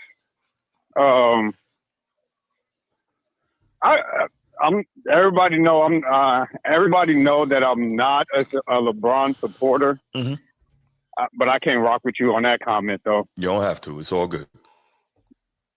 I just want to say how anything if he does, let's say he does win a chip with Houston, will it trump anything LeBron any one of LeBron's championships? Well, it won't be with a super team. He won't have colluded to get with other superstars to do it. It'll be via legitimate trade done by organizations, which always makes it different. He won't have gotten help from the league to extend the series that would have been over, right? You got that. And then he don't get the freaking the bubble. So, So it's the circumstance. You know KD played in the bubble too, right? I know KD played in the bubble, so. You know what happened to him in the bubble? Okay. Got cooked. He got cooked. So that's where I am on that, Coach T. That's why I feel Deep that fried. way. He got turkey necked. Well, he got ducked. Fried duck. Fried duck. But you have a right to feel how you feel, but you already know how I look at it. They were super team versus super team, so it kind of evened itself out. So, like Transformer said, it will never trump the 7-3 and 9 coming back from 3-1, regardless of the circumstances. I don't respect that. It can't take all in game. They come back in Miami against San Antonio after they beat them the year before. That was a good one. I don't see how what he did would trump that. They took the last two games. We'll come back in Miami. You talking about? Say that again. We'll come back in Miami. I don't get it. When they down 2-1? San Antonio. Mine was down 2-1. Wait, 2-1 is now a comeback? Wait, hold on. No. They were down the last. They closed it out with the last two. After Ray Allen hit that shot, the one they always condemn. We always condemn LeBron on saying he saved them. He and did then they save closed it out the next game. Okay. 3-2. Then they closed it out the next game. Mm-hmm. Well, for me, none of those Miami chips hold anything for me. Bruce, you can say that you will give him more props of KD winning in Houston than the ones he did when he came to Steph. That too. That's a more legitimate argument, but I don't think it'll. And he's also at a more advanced age, so it would be more 37. Impressive. I don't think it'll trump it. It'll be 37 if he would win it. How old was LeBron when he won it in the bubble? 36? 30 years ago. So LeBron is what, turning 41? So about 36. I think he was like 35, 36. Yeah. I'm not even going to start that argument about the head over the bubble. Because, would AD be the best player on this team? Clearly? I'll probably give it to Sengun. Yeah, Sengun to argue for that one. Yeah. Because AD was clearly the better player. Oh, the Lakers in 2020. Got Sengun. Yeah. And you don't. And then Mr. Thompson, you don't know how he's gonna step up playing besides KD now. I don't know. That one's tough. And then and also if they do win it and Sengun gets MVP. Are you still putting Kevin Durant over all of LeBron's? Because he wasn't the guy. Yes. Sometimes people get MVPs, and that's not necessarily like the end all be all, right? Like when Jaylen Brown got MVP, Tatum could have got it that series too. So MVP is if Sengun clearly won it, you're like, yeah, this was Sengun's final. I can't imagine Sengun clearly winning the MVP in the finals with KD on that team. Because you know that for them to win the finals, KD would be offensively. He's got to be. He's got to be the Reaper, the Durantula, the Wade, or whatever. Yeah. And they normally give it to the vet anyway, unless he clearly falls off. Yeah. I'm just saying, man. Sengun give you about 20. Oh, unless your name is Andre Iguodala. Right. And you hold LeBron to 36 points a game. That's disingenuous. Don't do that. Don't do that. That's really disingenuous. Them 36 points. You know better, Transformer. All right. Go ahead, Coach T. I'm not going to take the bait. But I think it will help his legacy.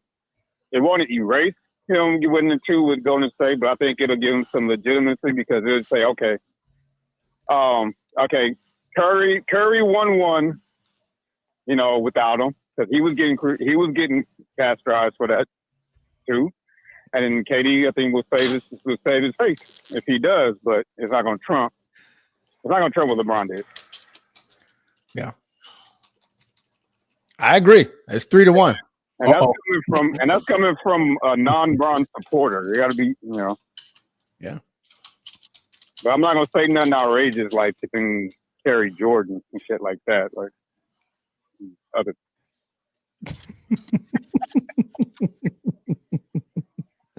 That's real bad. That's all you got for us, brother?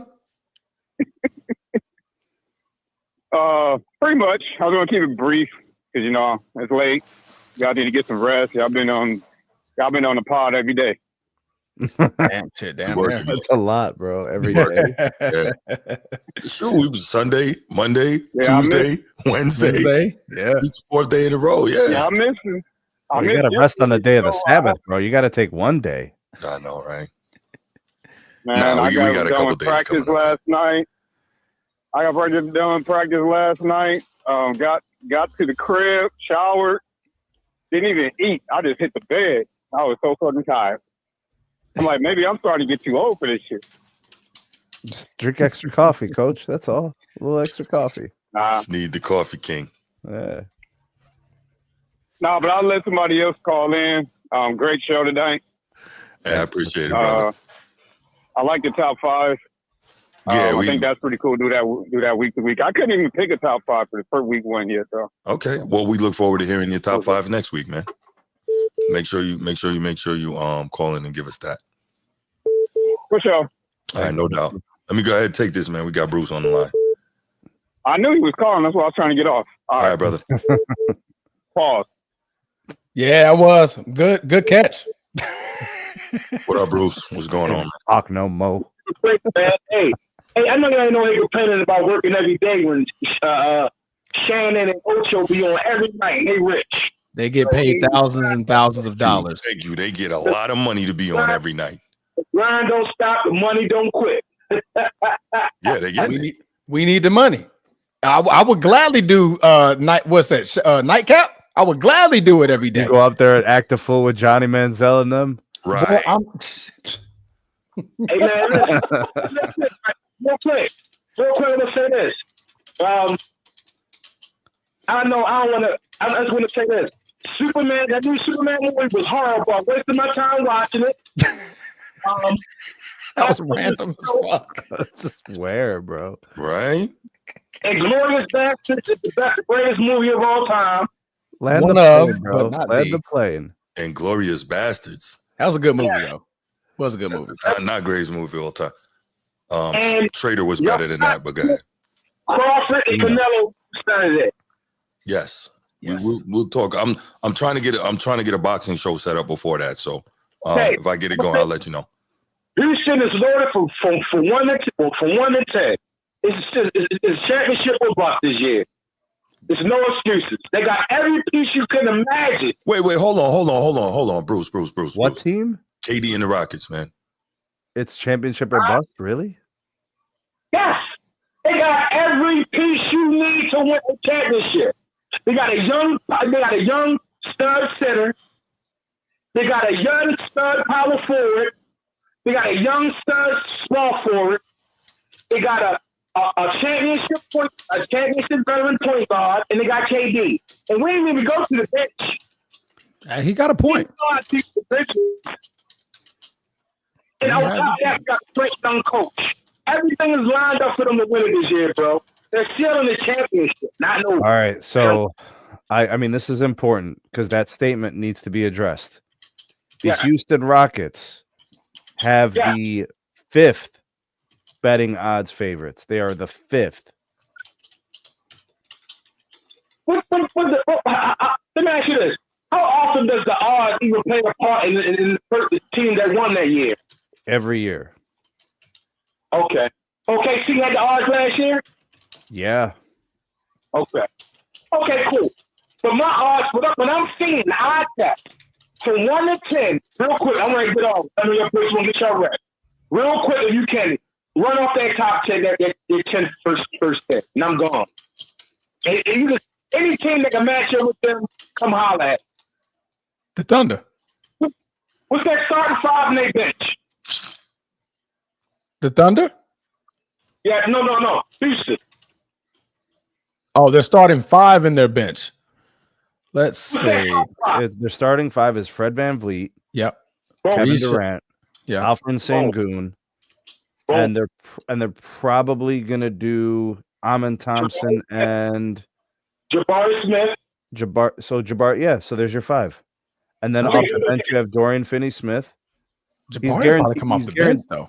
He's guaranteed going to be logging minutes, like legitimate minutes. It's not going to be like what you saw in LA. He's there to play. Okay, what's the bench? You got Steven Adams. I think Jabari Smith is going to come off the bench because I think Reed So you got Shepard. DFS starting? No, Jabari Smith starting, man. He showed you a stud. They just paid Jabari So Smith. you can't put Thompson, KD, and Jabari on the floor at the same time. What do you mean? Thompson's a guard.